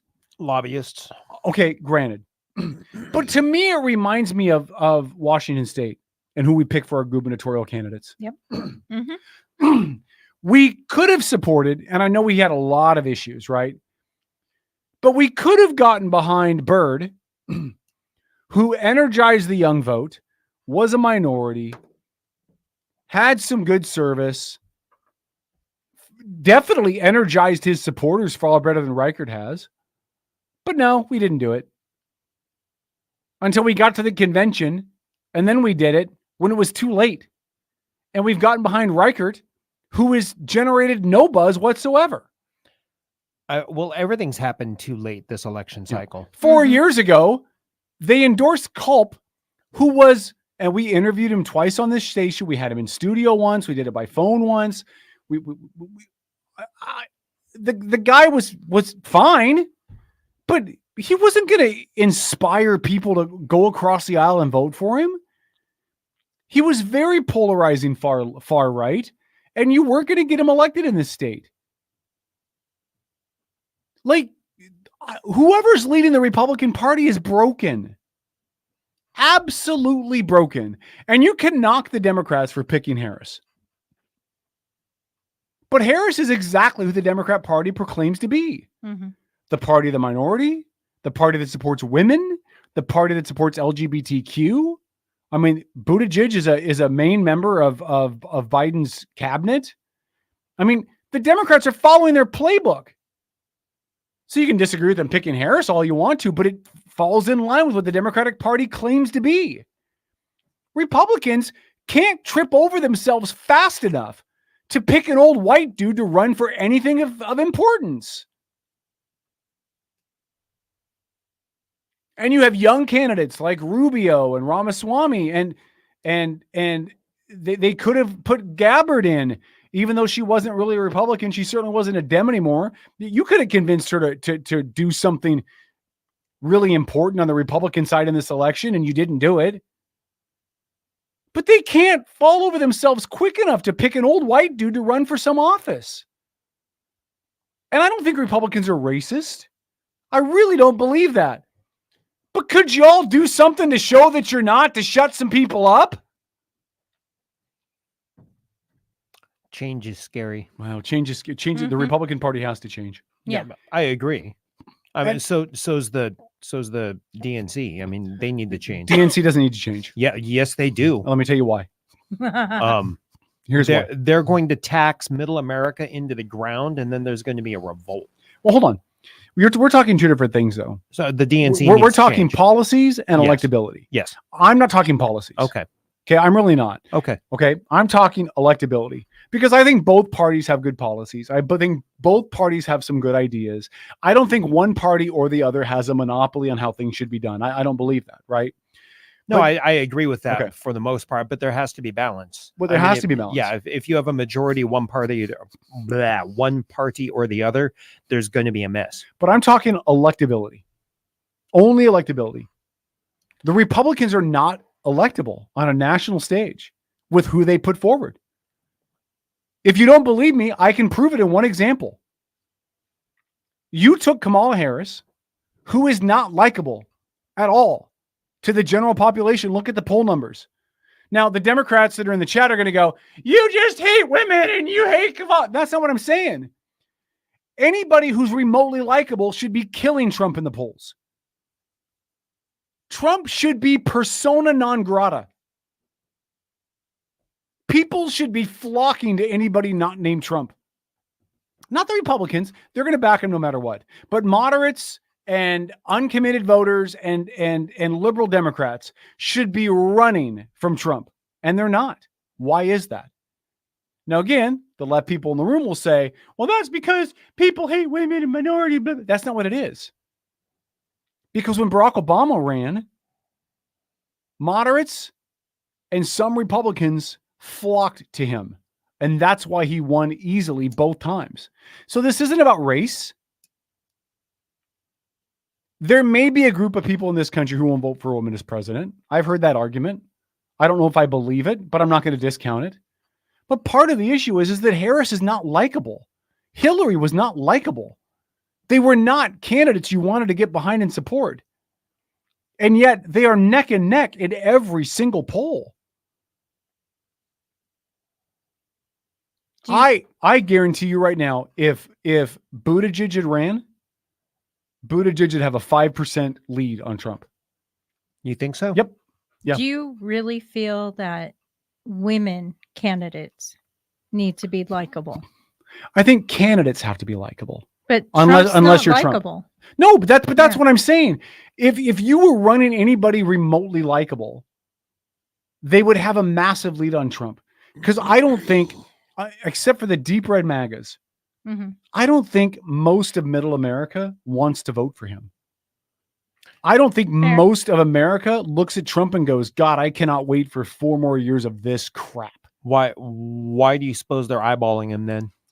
Because because there's nothing about Harris that inspires them to want to vote for her. The word salads are an issue. The fact that she still can't equivocate a policy is an issue. The fact that she has stolen some of Trump's ideas and claimed them as her own, only to be called out that they were actually things that Trump had said first, is an issue. Her cackling laugh, listen, it shouldn't matter, but it does. Marketing matters. Presentation matters. Are you appealing to listen to? You know, one of Obama's greatest assets was his ability to communicate. Yeah, he was a good speaker. He was an amazing communicator. Yeah, he was a very good speaker. You know, and people, or was he a great communicator for a black man? That's not what I'm saying. He was a great communicator, period. Right. End of sentence. One of the greatest communicators since Reagan. I think I would probably agree with that. Yeah. You know, and Harris doesn't have that. She's not a great communicator. No, neither is Trump. Neither is Trump. No. But again, you're looking at somebody that is not likable. We saw that in the Democrat primaries in 2020 when she was trying to get the Democrat nomination, and the only person that fared worse than her was Jay Inslee. Well, is that surprising? No, but I'm just but she doesn't communicate well. She doesn't come across well. That her persona doesn't play well. Listen, here's what's going to happen. I firmly believe she wins the election. Really? I still do. Okay. I believe she wins the election. And then in 4 years, the Republican Party is going to be in shambles. Because you have no one to hand the reins to. Now, listen, if she loses, the Democrats are not in a bad spot in 4 years. No. Okay. Because again, whether you like it or not, AOC is a candidate. Buttigieg is a candidate. Whitmer is a candidate. You know, there's some good young Democrats out there that can be advanced forward as candidates if Kamala loses this election in 4 years. Who are the Republicans going to go to if they lose in 4 years? Who is the next old white dude that they can put up on the ballot to run in 4 years? You don't think they'll go to like Vivek? No. If they were going to go Vivek, I would have assumed he would have been the VP candidate. I mean, right now, I think they're going to try to bank on Vance. Maybe, but Vance isn't. I just Vance don't. has the connections to the donor class. Vance is like Pence to me. In the tech world. Yeah, Vance is like Pence to me. Okay. I mean, he didn't get picked as a VP candidate because he's going to be a good candidate for any other office. He got picked because he's going to shrink a little bit to Trump's massive ego. I don't know. I mean, Vance and Walz had a good debate. I mean, they debated like politicians, like statesmen. Yes, you know, they did. did not. They didn't devolve into, you know, whatever we've had for presidential debates for the past 8 years. Well, no, but who did he stand up to? He stood up to Tim Walz, the Democrat VP candidate. Right. He's not going to take any light away from Trump. None. No, I agree with you, but yeah, I mean, he's not a threatening person. But No. there's plenty of options for the GOP in years to come. Yeah. But again, Some are being thrown I don't out. agree. Look, Yeah, but Gabbard Are they throwing out and names? Ramaswamy Haley. and Nikki Haley. yeah, Tulsi Gabbard. there are options. again, look, I hope I'm wrong, because really I want the best candidates to come out of both parties. Yeah. But there is nothing about the Republican Party There's nothing about either party that that's gives inspiring. that gives me any faith that they're going to branch off of the status quo and not pick the old white guy and not continue to peddle out the same tired, exhaustive candidate. Because look, here's the deal. Those candidates have tried. Nikki Haley tried. What happened? She got trounced in the primaries. What if Marco Rubio tried? He got trounced in the primaries. Vivek Ramaswamy tried. He got pounced in the primaries. What- I mean, they've put out younger candidates that didn't make it anywhere. What if we were as a country, as a system, what if we were to make lobbying against the law? Take That away would be lobbyists. amazing. Take away lobbyists, take away all the corporate money. Don't let corporations get involved and make the decisions for us. What do you suppose would happen then?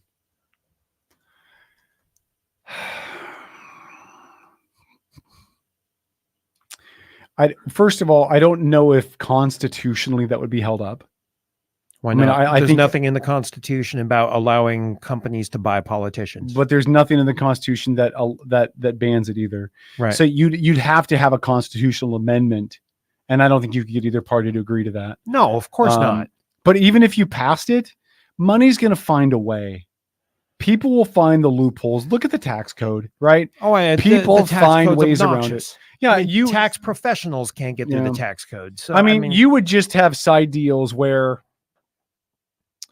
a president does his term, and then afterwards he gets a multi-million-dollar speaking tour arrangement with some donor that to make up for favor. I mean, they would find ways around it. So you're telling me it's going to become reality TV? Isn't it now? Well, probably behind the scenes. It's a matter of time before, and it could very well be Trump. Let's be honest, because he seems to be the guy that flaunts it the most, Mhm. right? I mean, there's a difference between being dishonest, which I think 99% of politicians are, Yes. and flouting your dishonesty, like giving the American public the finger as you do it, and that's what Trump does. So it's a matter of time before somebody big goes down for some kind of campaign finance. Mhm. That's never going to happen. No, it's gonna happen at some point. I don't know how. Because they're all protected by that big finance. I don't know, but it's coming. The fact that it hasn't happened yet amazes me. But it's coming. If it happens, it's going to. It hasn't happened since the Teapot Dome scandal and President Harding's. Yeah, that was a long presidency. time. Long I time I ago. mean, if it's going to happen, it's got to be systemic. It's got to be the whole system. But it's going to And take they- somebody going down for it before there's major reform. Right. I mean, you're going to have to see somebody go down for some big money campaign finance, money laundering, scammy, shammy, under the table deal, something before there's a push for major reform. Because the Dems won't reform it because it benefits their candidates. And the Republicans won't reform it because it benefits their candidates. And it's really easy to stand on one side of the aisle and scream at the other ones about what they're doing wrong. But in order to fix it, you have to admit that you're doing it wrong too. And neither party's going to want to fix it. Mhm. The sooner all of you lemmings realize that the parties don't care about you, they don't want to fix your issues. The Democrats and Republicans will never fix abortion one way or the other. No, it's a fundraiser. It's a fundraiser. Yep. Because every time abortion gets in the news, Republicans and Democrats donate to their respective parties and their causes and their NPOs and their PACs. Yep. Hand over fist every time a state does something to limit a woman's right to choose. The DNC and their associated tentacles make tons of money. I'm not saying it's wrong, but I'm saying that's what it is. The Democrats don't have a reason to pass legislation that backs abortions for people, for women. They don't have a reason to. Because the minute they do that, you cut off their ability to raise money off of it. They'll do little things here or there, because you know what those little things do? See, when you donate money, it makes a difference. Yep. It's like the Jerry Lewis telethon back in the day. Did you guys ever do the Jerry Lewis telethon back in the day? Oh, I remember. You guys ever try to stay up all night and watch the Jerry Lewis telethon? back in the day? No. And then, I tried to stay up and watch that every year. Yeah. Yeah, I didn't It's the make only it. time I could stay up. By the way, I've learned that when you try to stay awake, you can't. No. But if you're not trying to stay awake, you'll be awake all night. Yeah. I haven't slept well in They would share. months. They would show stories. Mhm. You know, here's a story of little Jimmy, and he has muscular dystrophy, and this is what your donations did for him, and he now has a new wheelchair and a wheelchair accessible van, and his mom could take him to school, and this is a heartwarming story, and everybody cries, and that's great. I want to donate money because my money can do something. That's exactly what the Democrats and Republicans are doing every time any of these stories come up. Mm-hmm. Yep. In Idaho, we have restricted a woman from having an abortion anytime, anywhere. And Republicans are like, I got to donate more money in Idaho because they're not in Idaho, but in Washington or in Montana. Because when we do things in Idaho, this is what they do. They stop all abortions, and that's what I want. So I'm going to donate money. And Democrats are the exact same thing. In Georgia, we've upheld a woman's right to IVF. Well, I'm going to donate more money because when we donate money, things happen. It's literally the Jerry Lewis telethon in real life. They have no motive. That's why Big Pharma will not cure any of these things. No. There's too much money for them. It's the exact same thing in politics. You can't cure it because then the money stream dries up. Mm-hmm. That's it. That's why they continue to sow division by race in this country. Both parties, by the way. Because there's money in it. Mm-hmm. If you believe that African Americans are being treated unfairly and that affirmative action is still needed and they can't get ahead in life because of racist policies and social and judicial discrimination, you're going to vote for the Democrats and you're going to donate money to their causes. If you believe that race is a trumped-up issue and everybody has an equal opportunity to get ahead in this country and that all this talk about race is a non-starter and doesn't really matter, you're probably going to donate money to Republicans or Republican causes. It's effing brilliant. But they'll never fix it because they need your money. Yep. Because Debbie Wasserman Schultz and whatever dipwad is running the Republican Party wants your money. And I don't even know if it's still Debbie Wasserman Schultz. That's who it was before. Yeah. No, do you know this? I do know. Okay. I know. Just Jameson. He used to own this radio station. Oh. Missed you at the Lego convention. What's up with that? I thought we were going to finally get our little Lego Indiana Jones. I waited for you, man. Not cool. I don't even know what that means. Okay. Yeah. Lego Indiana Jones. Okay. Hello, Jameson. Good to see you, buddy. You should come in studio sometime. You'd be amazed. It looks exactly the same. But don't bring a black light in here. Listen, I'm not being defeatist at all, but I am. Nothing changes in this status quo. Mm-hmm. Citizens United has to be overturned. The power of the PACs has to be overturned. This lobbying stuff got to be altered. Eliminated. Well, I won't say eliminated, but there's got to be. No, Tom's going to love. Well, wait a minute, Tom. You can't eliminate it because that requires government intervention, and you're a libertarian. You don't believe in regulation. That's a fair catch. Your libertarian brethren are right now going, Tom, are you suddenly a Democrat or Republican? You've left the boat. No, that's a fair catch 22. But I don't think I've come across as a crazy anarchist. No, not usually. No, not on Tuesdays. Yeah, just on Tuesdays. But only when I'm not wearing pants. Yeah. Speaking of Tuesdays, don't forget, we are going to have live election coverage here on Outlaw, here on the Mega Talk Radio Network.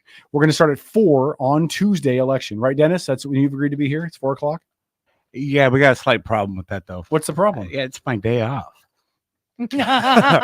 Well, I know it's your day off, but it's election night. You want me to go extra for you? No, for the listeners, for the people of Kitsap County who are not going to get unbiased political coverage anywhere else. I'm bringing Mexican food from the Yeah, restaurant. Mexican food from down the restaurant, hall. Dennis. What happened to the good old days of you waited to find that out? Anticipation, let it build up. Oh God. Not in this market. Anyway, we're going to go on at 4 on election night. We're going to go until the final results are in. I don't think it'll be as late as you guys think it will be. We've ended a little early most years. Yeah. I mean, the final Kitsap County results come in sometime between 8 and 8:30. That's the important stuff. Well, that and the federal numbers on those swing states. Right. So, I mean, I suspect we'll be here till 9:30. That's my thought. Yeah. Yeah, that's by my that guess. time, the upsets will come out and some of them will have stormed out of studio. Yeah, I'm going to ask Rick Eckert if Rick's going to storm out of here if Ace Haynes wins a write-in campaign on the North End. God, I love Ace Haynes. Oh, God. I hope Ace Haynes gets written in. In fact, I'm going to call now. We need a write-in candidacy for Ace Haynes as dog catcher in Paulsbo. Don't you have to have a driver's license to do that? I don't know about that. Paulsbo's not that big. You could bicycle on a net. You could bicycle around on a net. Well, you've seen those little. I don't think Ace Haynes is smart enough to ride a bicycle. All right. Oh, you've seen those see little you toddler tomorrow. strollers. Hold on. Outlaw Radio, AM, we're done. Facebook, stay there. I got to read you something. Too late. It's legal ID now. You're listening to the Mega Talk Radio Network. Ta-da. Bremerton, Silverdale, Paulsbo, and Beyond. Don't forget Bainbridge Island, KGTK, Indianola. Olympia, Lacey, Tumwater, Gorst, Nisqually. Don't forget Gorst. Gorst. FM and Tumwater. Mm-hmm. Ooh. Yeah. We are Fancy. AM and FM At the same at time. the same time. Mhm. Most Seattle people can't say that. Someone's no, calling someone's the show. I bet you that's Paul. I'm scared to Dun, answer the dun, phone. dun. I bet you that's Rick actually pissed off at me for suggesting that we do a write-in campaign for Ace Haynes. That's my guess. Who do you think it is? Quickly. It's Paul. You think it's Paul? Who do you I think, think it's it's Paul. Jameson. You think it's Jameson? Okay. Oh, that'd be an interesting one. Okay, hold on. Who is it? It's not anybody that you said. Oh. I did. It's Jameson. Outlaw Radio. Who is this? Hey! Hello? Hello? Who is this? Who's this? Oh my God, it's Paul. What do you want, Paul? I'm just leaving my fucking job site. It's a good thing we're on Facebook. Why are you Yeah, why are you working so late on a Wednesday, Paul? because I put a 10-foot custom-made glass door in a guy's house, and we ran into some electrical that we had to move, so it delayed us, and I couldn't just leave the job with a dude with a 10-foot long, 8-foot high hole in the side of his house. But you could have dropped that. You could have dropped that dimension on your head. We have someone with experience in that. Hey. Well, Paul, listen. Listen, Paul. And then numbnuts is like, that picture was taken in the daylight. Oh, motherfucker. So help me God, you are so lucky I wasn't there. Sparky! Whatever.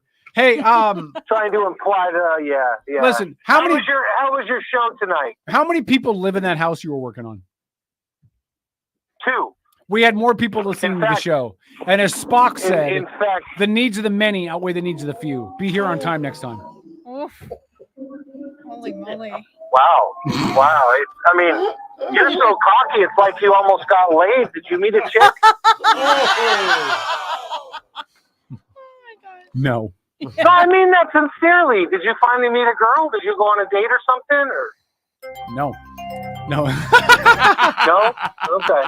Hey, I got good Just news. asking, how did your show go tonight? How do you guys think it went? I think tonight's show was good. Hannie was great. It was nice to have Hannie Baxter. It here. was definitely great. I love it Yeah. when Handy visits. Yep. The number of Democrats were in the majority tonight, which is rare. Made me feel good. Well, hey, nothing wrong with that. And I would just like to add to our Facebook feed that no Democrats were harmed in tonight's show. Yeah. And nobody bursted into flames. Yeah. Hey, let me ask you a question, Paul. Yes. I'm going to ask this every show between now and election night. Uh-huh. Who wins? Who So, wins? for the next 3 or 4 shows? Yeah. Who right now, if the election was Yeah. today? Because I want to see if it changes. I want to see if the needle moves. Who wins? Yeah, Harris or you know Trump? what? I up until about a month ago, I would have bet money that it was going to be Harris. But I've slowly, and again, it don't mean nothing, but there's been a slow, steady uptick, not in the polling data, but there's been a steady uptick in new voter registrations. And there have been more in the Republican Party for the first time since it's a statistic that's been recorded. This is the first time there's been more new Republican voters than there have been Democrat voters, which means people that are registering to vote for the first time, more of them are registering Republican than Democrat. And in likely voter polls, on which one you look at, Trump is up anywhere from 1 to 3 points. So it's possible. I would say it looks like maybe Trump, but I mean, who really fucking knows, dude? Depends on how many toilets overflow. But you know they do have Dylan. Yeah, fuck that shit, dude. You know what? I should reach out and see if we could get an interview with him. No, he want us to pay for it. Yeah, we don't have the money. Oh, are you serious? Yeah, you do. He wants to be paid to do interviews? Yep. Of course. You know Dylan what? Mulvaney. Hey, let's tell him we'll pay him and we'll write him a bad check. No. Dennis, answer that phone. I can't because there's no light. That'd be the ultimate. Well, somebody's calling, Paul. All right. Yeah.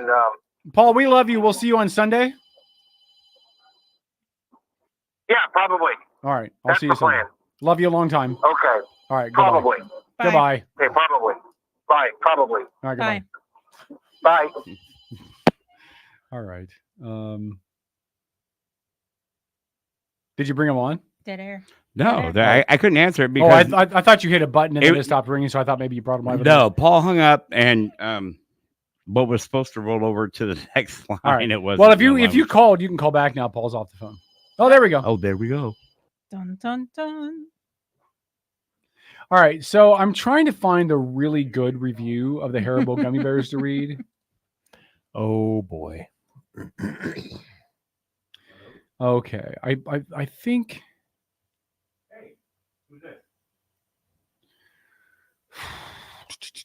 Let me look here. Hold on. All right, hold on. Who's calling?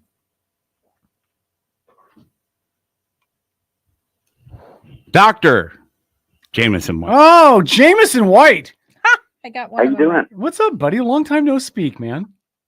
I know. I just want to start off by saying that I think that everything that each one of you on stage tonight has said has been unbelievably wrong, and just laughably, just out of like PFA pulled from ass. I mean, like for instance, the whole JD Vance thing, right? Who goes for Jimmy Bob? Blah, blah. Look, the reason any presidential candidate picks a vice president isn't because he's trying to pick a number two, like somebody who's, second place president. He's trying to pick a person that could bring something to his ticket that he doesn't already have. That's why he didn't pick DeSantis, because he already has Florida. He already has everything that DeSantis can give him. Not that DeSantis isn't a great candidate. Okay. It's just that he's already got everything DeSantis has. So you pick somebody like JD Vance because JD Vance can bring things that maybe you don't already have in your candidacy. Hold on. And so forth. Help me out, Jameson. What does JD Vance bring to Trump's campaign? Well, for one thing, he brings a little Lego Indiana Jones. Probably has some cool toys. Yeah. But the other thing I wanted to say is Trump 2024, baby. I mean, it's never been a question. First of all, the elections in 2020 were completely fixed and rigged. It's been shown 7 ways to Sunday. Watch the movie 2000 Mules. It'll be clear as day. It's not a conspiracy theory. It's clear as day. And President Trump clearly won the majority vote. He won the most votes ever vote. The election was robbed. And so coming in this time, it's just taking care of business. So hold on. So if 2020 was rigged, it was. How does anybody have confidence it will not be rigged then again? Because there's been no major change in election law. There's no federal reforms that have been put into place. There hasn't been any changes. Right. And there you go again, talking out your ass. Okay. But just saying that, just getting it out of the way. Why are we friends? Wait a minute. This is the more important question. Why are you and I even friends? Go ahead. Sorry. Because I had sex with your sister. Oh, that's right. She still cries. Go ahead. No, but seriously, the reason why is okay. Let me get all Socratic on you with it, right? Okay. Does it matter if any election fraud takes place in, let's say, North Carolina? Sure. It does. How come? Does it matter? Yeah. Does it matter? Well, because I mean, beyond esoterically, I mean, results meaning, like, is it going to change the election? Well, it could, because North Carolina is a swing state. So if you ask me, does it matter if there's fraud in Washington? I would say no, because we're going to go blue no matter what. But North Carolina is a swing state. Okay, good. If you say so. You don't agree? How about, I'm not trying to go there. Okay. What I'm trying to say is, how about, do you think election fraud would matter in Nebraska? No. No, of course not. No. Because it's a red state. Yep. You could truck in just as many votes as they trucked into Philadelphia, into Nebraska, and it would still be red. Okay. Blah, blah, blah. So you asked me, well, if there was election fraud, and there was in 2020, what's to stop it from happening in 2024? Because in 2024, the only reason election fraud was able to take place is because they illegally violated their own election laws set up state by state using COVID as an excuse. Okay. And anybody who knows anything about healthcare, and I do, knows that the largest virus is 3 orders of magnitude smaller than the smallest bacteria. No mask in the world would have ever had any possible chance of helping stop the spread, even if each person wore 3 masks each. Anyway, that's a whole separate subject. My point is they use that as an excuse to use mail-in ballots, and the mail-in ballot. You know how many mail-in ballots came in that didn't even have signatures in them? Let me throw one more at you. Do you know that during last election, 2020, my ballot right here in Washington State, I was trying to be extra careful. So I went into the, election station there for the county that I'm registered in, and showed my ID, had it checked against whatever you check it against, with the person at the counter, signed it right in front of them and everything. And my ballot, voting for Trump, was rejected. Guess why? Oh, why? My signature didn't match up. Really? So that's right here in River City. Because, T rhymes with T and T stands for trouble. So my point is, your question, is, well, if we think it happened in 2020, and it did, again, buddy, guys, watch the movie 2000 Mules, okay? De Silva does not put any extra crazy data into it, okay? He just shows you how it was done. But back to this. It doesn't matter if you do election tampering in Nebraska, it's going to be red. It doesn't matter if you do election tampering in Washington, it's going to be blue. Blah, blah, blah, blah, blah. Okay, so the only ones that matter, I think we can all agree on, are the swing states. Right. I agree with that. Okay, so in those swing states, they were able to affect election tampering by violating their very own laws, by keeping in place emergency powers because of the, I'm using air quotes so everybody can tell, COVID rules. Now, Kevin, talk to me here. Why were election rules set up? Because, the whole idea with having a Congress and a governor and what have you was meant so that it could be representative of the people, right? Correct. This is obvious stuff. Okay. Yeah. So, but it was foreseen that maybe there was natural disaster kind of thing where government might have to act before a quorum could be convened, right? Correct. And that's the whole point behind the emergency powers. Okay.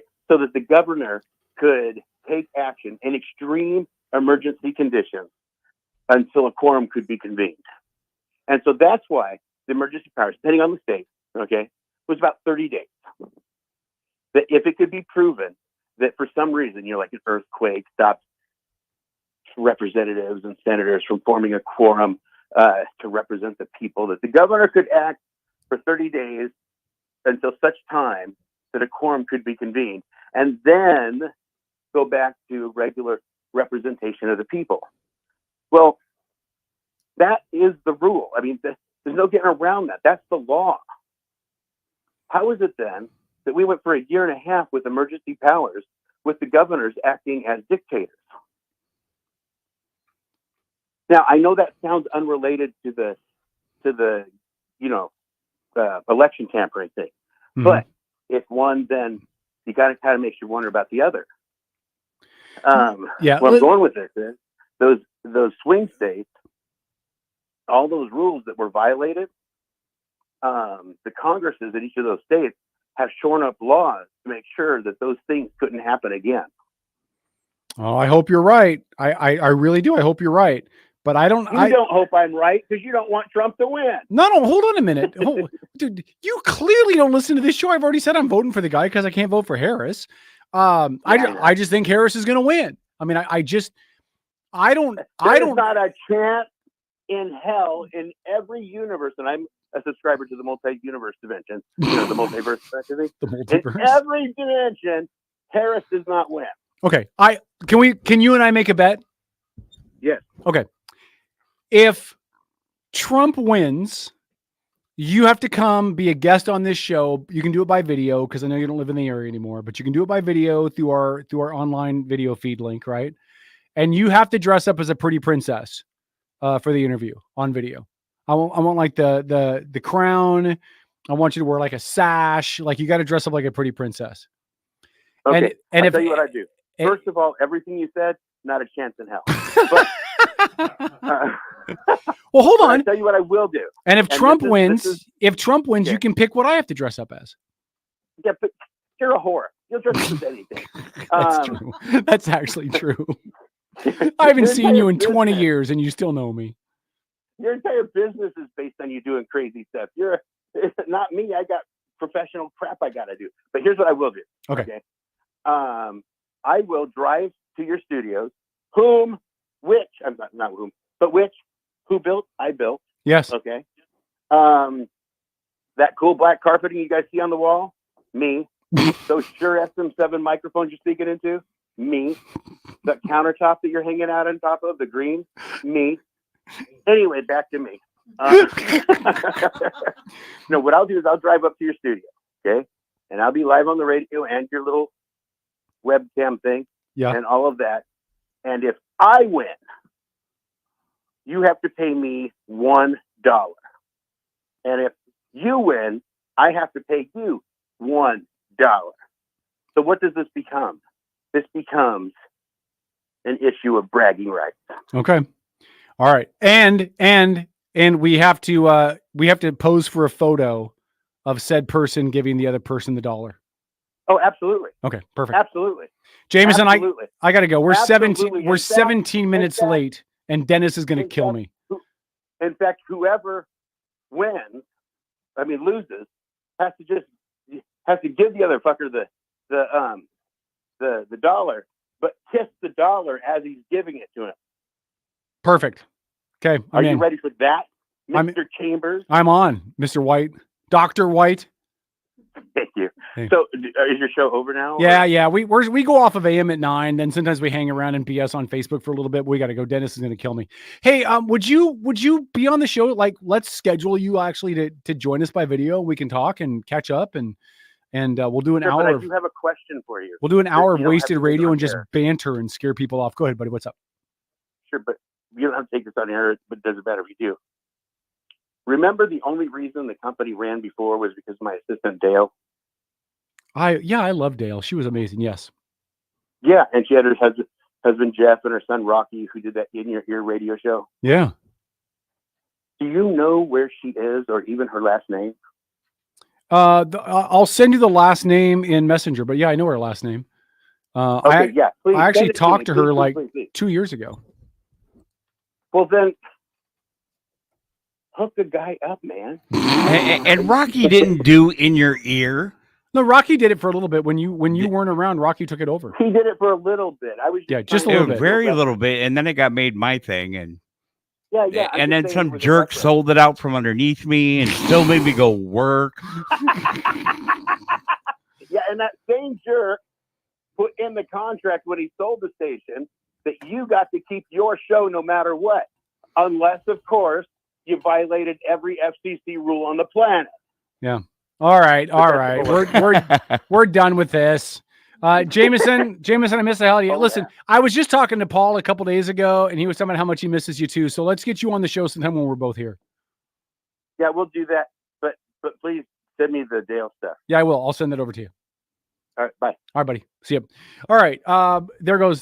So for those of you who don't know, Jameson used to own the station back in the day before it was sold to Alan Gottlieb, who owns it now. Jameson is responsible for why we're located where we're at. He did design and have a lot to do with the layout of the station, the installation of the office, everything. It's why the walls don't go to the ceiling because of his cheap ass. But anyway, he's the one that Facts. hired you, hired me, hired all of us. Yeah. Yeah. I wouldn't be the most famous man in Kitsap County radio if it wasn't for Jameson White. So suck on that. All right. Before we wrap up, I have to read this because I said I was going to, so I'm going to do it really quick. Okay. All right. This is one of many reviews that came in for the Haribo gummy bears. So I'm just going to read this to you. Dennis, do you have any cute little music to put behind it for the Haribo review? Cute little music? Yeah, I don't know. You just figure it. You figure this out.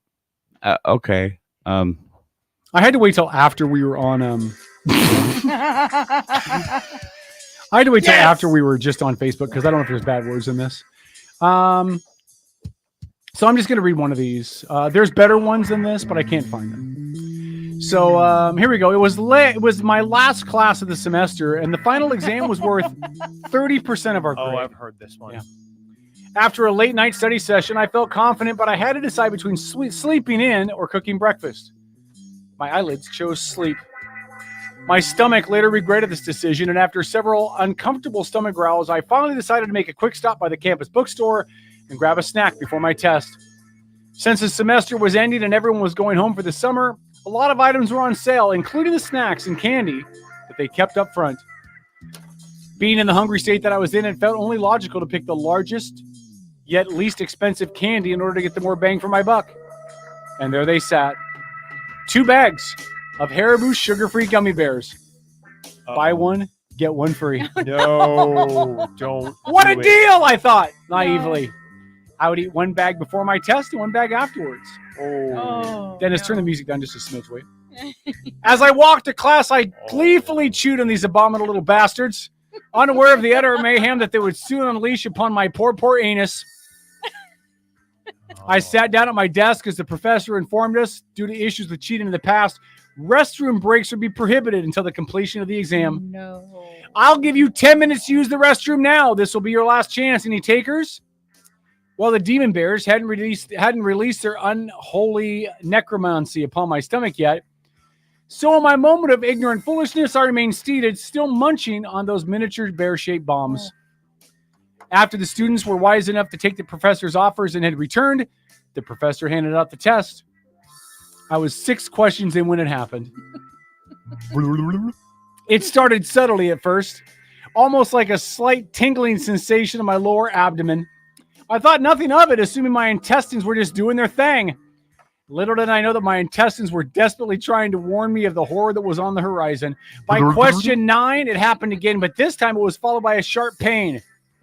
As if those infernal hellions had orchestrated an attack upon my colon.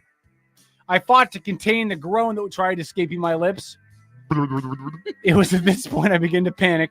Something was going horribly wrong, and I needed to get through this test before it got any worse. By question 14, my worst fear was upon me. The Satan bear's burning, hot, liquidy, dark magic crashed against my anal sphincter like a tidal wave. You should read it back slower. It's the music. I was able to close the hatch just in time, but those relentless toxic bears beat against it like orcs breaking on the doors of Helm's Deep. I knew I wouldn't be able to so much shift in my seat without risking a breach. I kept fighting through my exam, clenching my teeth with all my might, beads of sweat rolling down my neck. Suddenly, a loud, gurgling war cry came from my belly, and the entire class lifted their heads. At this point, nothing mattered except expelling this ungodly presence from my bowels. With 15 questions left, I promptly wrote C for every answer and ran out of the classroom. My professor yelled something, but I was too preoccupied with the volcanic eruption that needed to take place before I could find sweet, sweet relief. I burst into the restroom like the Kool-Aid man, and behold, the handicap stall was empty. Sun rays from adjacent windows shone upon it as if it were a gift from God himself. It took me less than 0.5 seconds to undo my belt buckle, pull down my pants, and finally relax my weary buttocks onto the toilet seat. It took absolutely no effort to expel this demon. Almost immediately, the floodgates of hell were opened, and the damn liquefied souls of an entire bag's worth of gummy bears cried as they burned through my sphincter into the watery abyss below. I never felt such simultaneous relief and anguish in my life. After 30 more minutes of this, I immediately went home, dug a hole in my backyard, and burned the entire remaining bag of gummy bears. I leave with this. I repeat, do not eat these spawns of Satan's. Not only did they cause me to fail my final test, but the anguish I experienced is something I wouldn't wish upon anybody, even my worst enemy. The only place these God-forsaken hell bears belong are buried deep below the Earth's surface. You know, you could use those for colonoscopy prep. Well, that's what they gave Dennis when he had his colonoscopy. He had to stay at my house and use my restroom. Yeah, you just have to take all the red ones out. Take the red ones out? Why? Yeah, because no red dies. Oh, no red dies. Yeah, no red dies. You need the green ones and the white ones or whatever. Any final any parting shots from you, Mein Führer Dennis? For me, thank you guys for all the support over the past week or so. I still got some rough times ahead, but I also at the same time got to go have the most amazing weekend, meet my granddaughter, and in doing that, royally piss off my daughter, and really feel like I took in a couple of kids as well. My granddaughter's dad and his girlfriend and their 2.5-year-old daughter. It was really awesome. I'm already planning next year, so good. That's awesome, man. Listen, I think you should have them come down here too. I want to. Yeah, take them and show them around, introduce all your friends. We'll do it big, man. Oh yeah. I'll let you have the WrestleMania belt back for a day, and we have to get through some court hiccups. Yeah, well, in order for my granddaughter to leave the state. There's a band called Blue October. I've heard of them. Okay, they do a song called "The Stay Feel Again," which is basically a song that he wrote in relation to his custody fight with his ex over his daughter. And he holds a sign at one point. It is the most anguishful video you'll ever see, because it is literally just him singing into a camera. But he holds a sign that says, "Let fathers feel again." Yeah. And that applies to grandfathers as well, Dennis. So. I will put this to you. One of the great miracles that happened when I was up there, it felt like anyway, my daughter's mother's family all got together with me. Oh, nice. Minus my ex and my daughter. Mm-hmm. She won't talk to any of them. Neither will her mother. Yeah. So they had to get together with me, my granddaughter, everybody. There was a whole lot of Uncle Dennis at the end, and Nice. I embraced it. Everybody remembered me from 30 years ago. Mhm. Little kids that are now grown, and it was nothing but good. Good Yeah. for you. Well, I think fuck, I'm gonna say something nice to you. God damn it. I think you're a good man, and I think you deserve a spot in your granddaughter's life. And I think that it's awful when people use children as leverage. Yeah. And there's obviously situations where it's warranted, where individual parents are pieces of giant monkey crap and shouldn't be in their kids' lives. But that doesn't apply to you, my friend. And I hope that it works its way through. And I love you very much, even though sometimes I think you're a piece of shit. But otherwise, you're great. Well, now that you gave me that great compliment right at the end, I'd like to say, with the holidays you have coming up, and realizing that you don't have both of your parents for the first time, I'll also be going through that this year. So yeah, you will. I love you, man. Love Let you me know too, if you need brother. anything. I mean, if you want to come over and hang out or play video games so your Yeah. Chargers get their asses kicked at Madden again, you just let me know. Oh no! Dang. Look, just because it's the holiday season, man, I ain't going easy on you. Because it's my Christmas too, bitch. All right. Dennis, I love you. Love you too. And I mean that, buddy. I love you very much. I do, but yeah, you, my brother, your family, from another to me mother. in a unique way. We fight like siblings. Yeah, we do. Yes, you do. And I know you love me more than Tom. You don't have to admit it. It's okay. Whoa. Tom, parting shots. Wow. Everything's a competition now. Well, I mean, in all honesty, I'm really not that lovable, so I get it. Yeah. Let me see here. The 26th. I've been hearing the 26th is a popular day to do Halloween type things this year. There will be Halloween type things in this very building. The 26th, there's going to be a trunk or treat, and then all of the businesses inside the mall are going to have stuff. So come in and warm up, and visit the businesses inside too, not just the cars parked out front. And I totally let it slip out of my brain. Also on the 26th from 5 to 10, the Callow Business District. Yep. It is the first annual Halloween, and Yep. I will be DJing down there. Yeah, actually, we were talking about you during the show, buddy. You were just in your own world. Hannie was promoting it, and we kind of made mention that we might have known who the DJ was going to be. So anyways, there's the 26th, and then again on the 31st, the actual day of Halloween. All of the businesses in Town Square have something planned. So Black Ring Spirits has something for the kiddies, and we'll have something for those over 21. Are you doing the blind field test? No, we're going to do some bobbing for apples. Oh, okay. Yeah. Okay. Just curious. So we're going to do some bobbing for apples for the adults, and if you get an apple, then you get a shot. Ooh, nice. Awesome. Well, that'll be fun. What time does it start again on the 26th? The trunk or treat here, I am not. What time will you be here? Because I'm only going to come down to see you. Oh, well, I will be here at least noon when we open every day. Till how late? Well, on that day. Let's see, on the because I'm working at the escape room until 5. On the 26th, that what is that? Thursday, I think. 26th is Saturday. Saturday. Oh no. Okay, so we'll be here till yeah, I guess Halloween's the Thursday. Halloween's isn't on it? Thursday. Yeah. Yeah. The 26th, I should be here till at least 8.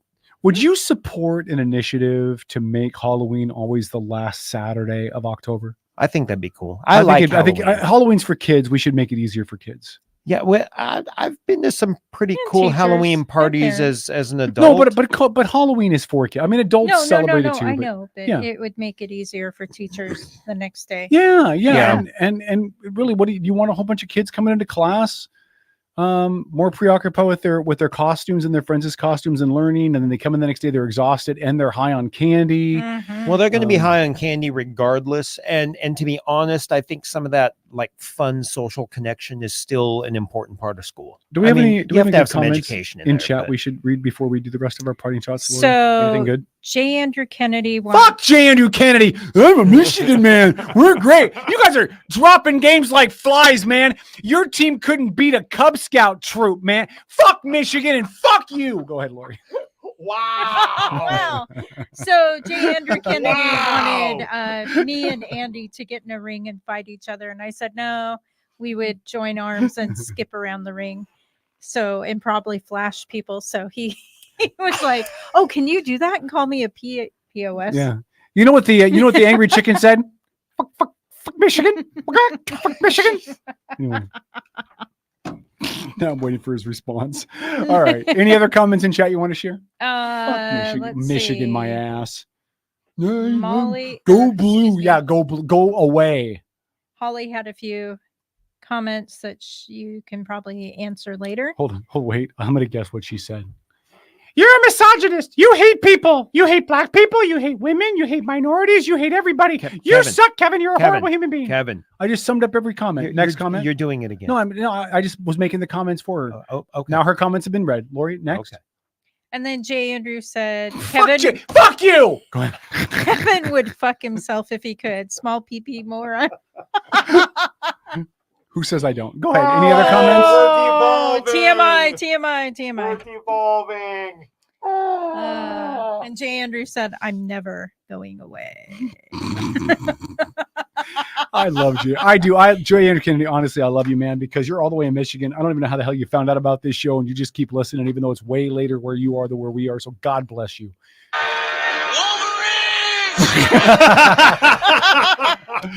All right. Nice. Any other comments in chat we should acknowledge? Heather said, or F-Bomb says they have candy.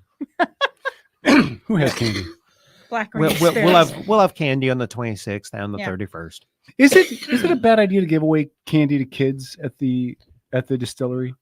So would that be awkward if a kid came in and wanted candy? Like, no, because it's a distillery. Yeah, we can't let them in, but we can meet them right there at the front door. So is it 21 years old to cross the threshold into your lobby there? So by law, we're allowed. We're technically family friendly up to, I think it's like 3 feet from the bar or whatever. Okay. But we're getting ready to do a remodel. I actually wanted to do the remodel before or have it ready by now. But so it'll be January at this point. What are you going to do in the remodel? You going to move your bar a little more out forward? We're going to shrink the tasting room actually, because I need more space in production. That's a good sign, man. It is a good sign. Yeah. But I've got stuff piled on top of stuff, piled on top of stuff, piled on top of stuff. And I put a sign up in your shop? I don't know. Like just an 8.5 by 11 piece of paper. Oh, what do you want? Wife wanted. Oh. With a little tear off strips at the bottom. I'm sure we could figure something out for you. Yeah. No, I think we can do something like that. I think what we're going to do in the new year. Single night for Kevin. No. I think what we're going to do in the new year is we're going to find the most obnoxious ways for me to find a partner, for me to find a spouse. And then we're going to make it a segment on the show. Oh, Kevin. No, I'm serious. I think it'll be fun. Because it can't be any worse than what it's already been. I think it's going to be a blast. Please put your ideas. Yeah, put your ideas chat. in. I will stand with a sandwich board on Bay Street in Port Orchard. Wife wanted. I will go to speed dating. I will hang up random signs at the supermarket with little pull-off strips. I will decorate Tom's car with wife wanted and my phone number. I can't do mine because my Jeep stands out. Everybody drives an electric car, Tom, but my Jeep stands out. Yeah. I think it'll be fun. Yeah, wasn't it your pastor who asked you why you Yes, had sex? Did you hear that toy story, store? Dennis? No. So one of my he's not my pastor anymore. Oh, okay. But he pulled me aside one day at church and he was like, "So do we need to have a conversation?" I'm like, "About what?" He's like, "Well, every Sunday after church when I drive through Silverdale, I see your Jeep parked out in front of Lover's Package." Because my Jeep is bright and it stands out. It's action green. I'm like, what the are you talking? I didn't say that to him. What are you talking about? He's like, yeah, every Sunday after church when I drive through Silverdale, I see your Jeep parked out in front of Lover's Package. So I drove through Silverdale and there is a matching Jeep, but it's a 2-door. Mine's a 4-door. Yeah. So it wasn't mine. But for a moment, my pastor thought I needed an intervention. That I was singing on the praise and worship team, and then I was going to the sex shop. Because really, what makes you sing praise more than new toys? I don't know. Is Lover's Package a bad place? I don't know. Well, because he knows I'm not married. So if I'm not married, then I should not be fornicating outside of marriage, and then I should not be buying sex toys. Because that would be fornicating outside of marriage. But if you're all by yourself. And then you're not supposed to masturbate. Oh, Wow. This is really Don't spill the seed, man. Something odd going through my brain. Yeah, tell Dolphins. Macklemore's song "Thrift Shop" is now "Sex Shop." Yeah, sex shop. I'm gonna pop some tags. Gonna go stick a thing in a hole in the wall. This is fucking awesome. Hey, can we do a commercial? Will you do a commercial, Dennis? Would you please make a commercial for Governor Bobblehead's new glory hole in Idaho? Could you? Yes. Now coming to Idaho Yes, and I will send it to my Governor friends and Bobblehead's family glory in hole. Idaho. with All five locations to serve you. 3 holes in each. All right. Okay. Lori, any other parting shots in chat we should do? We're going way late. I love this. Thanks for going late, guys. I needed this tonight. Corey said that you should make up flyers. He'll hand them out to all of his customers every day. So let's see. I think my flyer should be really honest, though. Like it should say multiple kids, multiple moms, divorced, questionable relationship. That should be in the fine print. No, at the and bottom. I want it to be upfront. I want it to be honest. And by the way, I am a man with high standards looking for a woman who has none. Okay, so let's just be honest. And a big sunburst that says, I have lots of experience. I have lots of children with lots of different moms. Wife wanted. Mm-hmm. How could that go wrong? Anyway. Anyways. Any other comments in chat? No, we're good. All right. Do you have any parting shots? Yeah, Mike? I do. Do you? 12 days, people, starting tomorrow. 12 God, days. 12 days. If you haven't voted for whatever candidate you want to vote for, please vote. Deposit your ballot in the appropriate receptacle or location. And then at Washington State, you can track your ballot. So please take care of your responsibility. I still haven't. And your privilege. I haven't put mine in the Dropbox yet. I haven't got mine yet. No, so I need to go track I'm taking mine down. in tomorrow. Yeah. I've done most of mine, but you haven't finished. No, the one I haven't decided on is that one judicial seat that's up. Dave Larson. Though I'm not going to. He's been a judge. The other Okay. guy's never been a judge. I don't care. Okay.